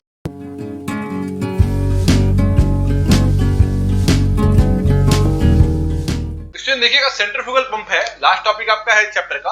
सेंट्रीफ्यूगल पंप को बोलते हैं अपकेंद्रीय पंप। देखिए दो ही तरह के पंप आपको पढ़ने, एक होता है रेसिप्रोकेटिंग पंप, दूसरा आपको सेंट्रीफ्यूगल पंप। मार्केट में आजकल ये पंप बहुत ज्यादा यूज हो रहा है। जो आपको खेतों में पंप यूज होता है वो यही वाला पंप है, जो आप बोरिंग से नहाने जाते हो ये वाला पंप है। चलिए इसके बारे में समझ लेते हैं, एक बार देख लेते हैं इसको बोलते हैं अपकेंद्रीय पंप। क्या बोलते हैं इसको, अपकेंद्रीय पंप। देखिए सेंट्रीफ्यूगल पंप इज रोटोडायनामिक पंप, इसको एक नाम से और जानते हैं, इसको रोटोडायनामिक पंप भी कहते हैं। It depend on centrifugal force, ये जो अपकेंद्रीय बल पर निर्भर करता है। ठीक है, ये एक ऐसा पंप है जो अपकेंद्रीय बल पर निर्भर करता है। कुल मिला के ये अपकेंद्रीय बल के सिद्धांत पर काम करता है। कुल मिला के ये पंप ऐसा है। ठीक है, अब समझते हैं इसको। ठीक है, लिखने का तरीका वही पुराना वाला। सबसे पहले आपको प्रिंसिपल लिखना है। ठीक है, प्रिंसिपल में सिद्धांत में ये जो है सेंट्रीफ्यूगल पंप की तरह काम, सेंट्रीफ्यूगल पंप जो है वो सेंट्रीफ्यूगल फोर्स पर काम करता है और उसी तरीके से वो आउटवर्ड डायरेक्शन में मूव करता है। चलिए ठीक है, प्रिंसिपल लिखने के बाद डायग्राम बना देंगे आप। डायग्राम के बाद आप इसका कंस्ट्रक्शन देख लेंगे। कंस्ट्रक्शन में क्या करेंगे, आप इसके पार्ट्स के बारे में लिख देंगे जो आपके पास यहाँ कंस्ट्रक्शन लिखे हुए। ठीक है, इंपेलर क्या होता है, इंपेलर रोटेट करता है, आई से तुरंत कॉन्टेक्ट में लगा रहता है। ठीक है, दूसरा आपका केसिंग, केसिंग बाहरी आवरण है जो कि पानी को बाहर नहीं जाने देता है। तीसरा आपका सक्शन पाइप है जो वाटर को सक कर रहा होता है नीचे से, और चौथा आपका डिलीवरी पाइप है जो वाटर को बाहर भेज रहा होता है। अब इधर आपका डिफ्यूजर है जो कि इंपेलर के बाद डिफ्यूजर लगा हुआ रहता है। ठीक है, ये पूरा आपका कंस्ट्रक्शन हो गया। इसका वर्किंग समझ लेते हैं। देखिएगा वर्किंग ज्यादा इंपॉर्टेंट है। ये जो पाइप आपका आ रहा है ये कुछ बैक साइड से जाकर के इसके आई में डायरेक्ट जुड़ रहा है। देखिएगा सक्शन पाइप जो है, सक्शन पाइप कुछ ऐसा है, मान लीजिए कि आपका ये सक्शन पाइप है और सक्शन पाइप आपका कुछ यहाँ आकर के जुड़ रहा है पीछे से। ये पूरा आपका पंप है, पंप के पीछे से जुड़ रहा है और ये आपका पाइप है। ये पाइप पीछे आकर कहाँ जुड़ा है, यहाँ तक आई में जुड़ने के बाद कुछ इस तरीके से वाटर को वो रोटेट कराते हैं। पहले वाटर जाता है इंपेलर पे, इंपेलर के बाद ये डिफ्यूजर में, और गाइड वेन से ये होते हुए कहाँ जाता है, डिलीवरी पाइप पे। कुल मिला के इसका वर्किंग ऐसा है कि कंटिन्यूअस वाटर को फ्लो करता है। ठीक है स्टूडेंट्स, अब देखिएगा सेंट्रीफ्यूगल पंप का यूज। सेंट्रीफ्यूगल पंप और रेसिप्रोकेटिंग पंप में सबसे बड़ी बात यह है कि कंटिन्यूअस वाटर जो है फ्लो कर रहा होता है, और वहीं रेसिप्रोकेटिंग पंप वो कंटिन्यूअस वाटर फ्लो नहीं करता है, और वो उसका जो प्रोसेस है उसमें वो कम लिक्विड को जो है प्रोवाइड करता है, ये ज्यादा से ज्यादा लिक्विड को ये प्रोवाइड कर रहा होता है। ठीक है स्टूडेंट्स, अगला आपका आता है कैविटेशन। कैविटेशन को समझ लेते हैं। कैविटेशन एक तरीके का क्या है, कैविटेशन में क्या होता है बेसिकली कि आपका जब लिक्विड फ्लो कर रहा होता है पाइप के अंदर, जब लिक्विड पाइप के अंदर फ्लो कर रहा है तो छोटे छोटे बबल्स बन जाते हैं। ये बबल्स क्या करते हैं, आपस में टकराते हैं। टकराने के बाद क्या करते हैं, ये इस सरफेस को, जो पाइप का या जो भी आपका लिक्विड का मशीन्स है उसके सरफेस को क्या करते हैं, धीरे धीरे करके नॉक करते हैं। उसको अंदर ही अंदर क्या करते हैं, उसमें कैविटी बनाते हैं। क्या बनाते हैं उसके अंदर ही अंदर, कैविटी का मतलब होता है होल या छिद्र। कुछ इस तरीके कैविटी बनाते हैं। इस पूरी प्रक्रिया को हम कैविटेशन कहते हैं। ठीक है, दोबारा समझिएगा कैसे। जब कोई भी लिक्विड फ्लो कर रहा होता है तो उसके अंदर बहुत सारे एयर बबल्स बनते हैं। वो एयर बबल्स कई तरीके से बन सकते हैं, हो सकता है वो इम्प्योरिटीज की वजह से बन रहे हो या फिर लिक्विड में एयर का बबल आ चुका हो। ठीक है, तो कुछ इस तरीके से वो एयर बबल बनते हैं, वो आपस में टकराते हैं। आपस में टकराने के साथ साथ वो क्या करते हैं, सरफेस को भी स्ट्राइक करते हैं, और सरफेस को स्ट्राइक करते हैं तो एक कैविटी जनरेट होती है यहाँ पर इस सरफेस पर। इसी प्रोसेस को धीरे धीरे कहते हैं, हम क्या बोलते हैं, इसी प्रोसेस को हम कैविटेशन बोल देते हैं। अगला आपका प्राइमिंग है। देखिए प्राइमिंग क्या होता है बेसिकली, जब आप सेंट्रीफ्यूगल पंप को स्टार्ट कर रहे होते हैं, आपको ध्यान होगा जब आप अपने खेतों में पंप को स्टार्ट कर रहे होते हैं तो सबसे पहले उसमें पानी डालते हैं। ठीक है, पानी डालते हैं और पानी डाल के पहले उसको पूरा भर देते हैं, तब जाकर के आपका वो पंप स्टार्ट होता है। तो जो स्टार्टिंग में वो जो पानी डाल करके आप पूरे पंप को भरते हैं, ऐसा क्यों भरते हैं, ऐसा इसलिए करते हैं ताकि उसके अंदर का जो एयर बबल है वो पूरा का पूरा क्या हो जाए, बाहर चला जाए, और पूरा का पूरा जो आपका पंप है वो किससे भर जाए, लिक्विड से भर जाए, ताकि वो मशीन आपका जो है, जो आपका पंप है वो आसानी से स्टार्ट हो सके। ठीक है, ये जो पूरी प्रक्रिया है, शुरुआत में पानी डाल करके पूरे एयर बबल को बाहर निकाल लेना, ये पूरी प्रक्रिया ही कहलाता है प्राइमिंग। प्राइमिंग वर्ड आता है प्राइमरी से, मतलब शुरुआती दौर में। तो शुरुआत आप यहीं से करते हैं किसी मशीन का। कैविटेशन का मतलब होता है कि बबल्स जो है वो सरफेस पर कैविटी जनरेट कर रहा है। ये दोनों आपका छोटा छोटा टॉपिक है, ये कभी कभी भाई ने पूछे जाते हैं। ठीक है स्टूडेंट, तो यहां तक आपका ये पूरा क्लियर हो गया। अगला हम एक बार देख लेते हैं आपका रेसिप्रोकेटिंग पंप और सेंट्रीफ्यूगल पंप के बीच का डिफरेंस। ठीक है स्टूडेंट,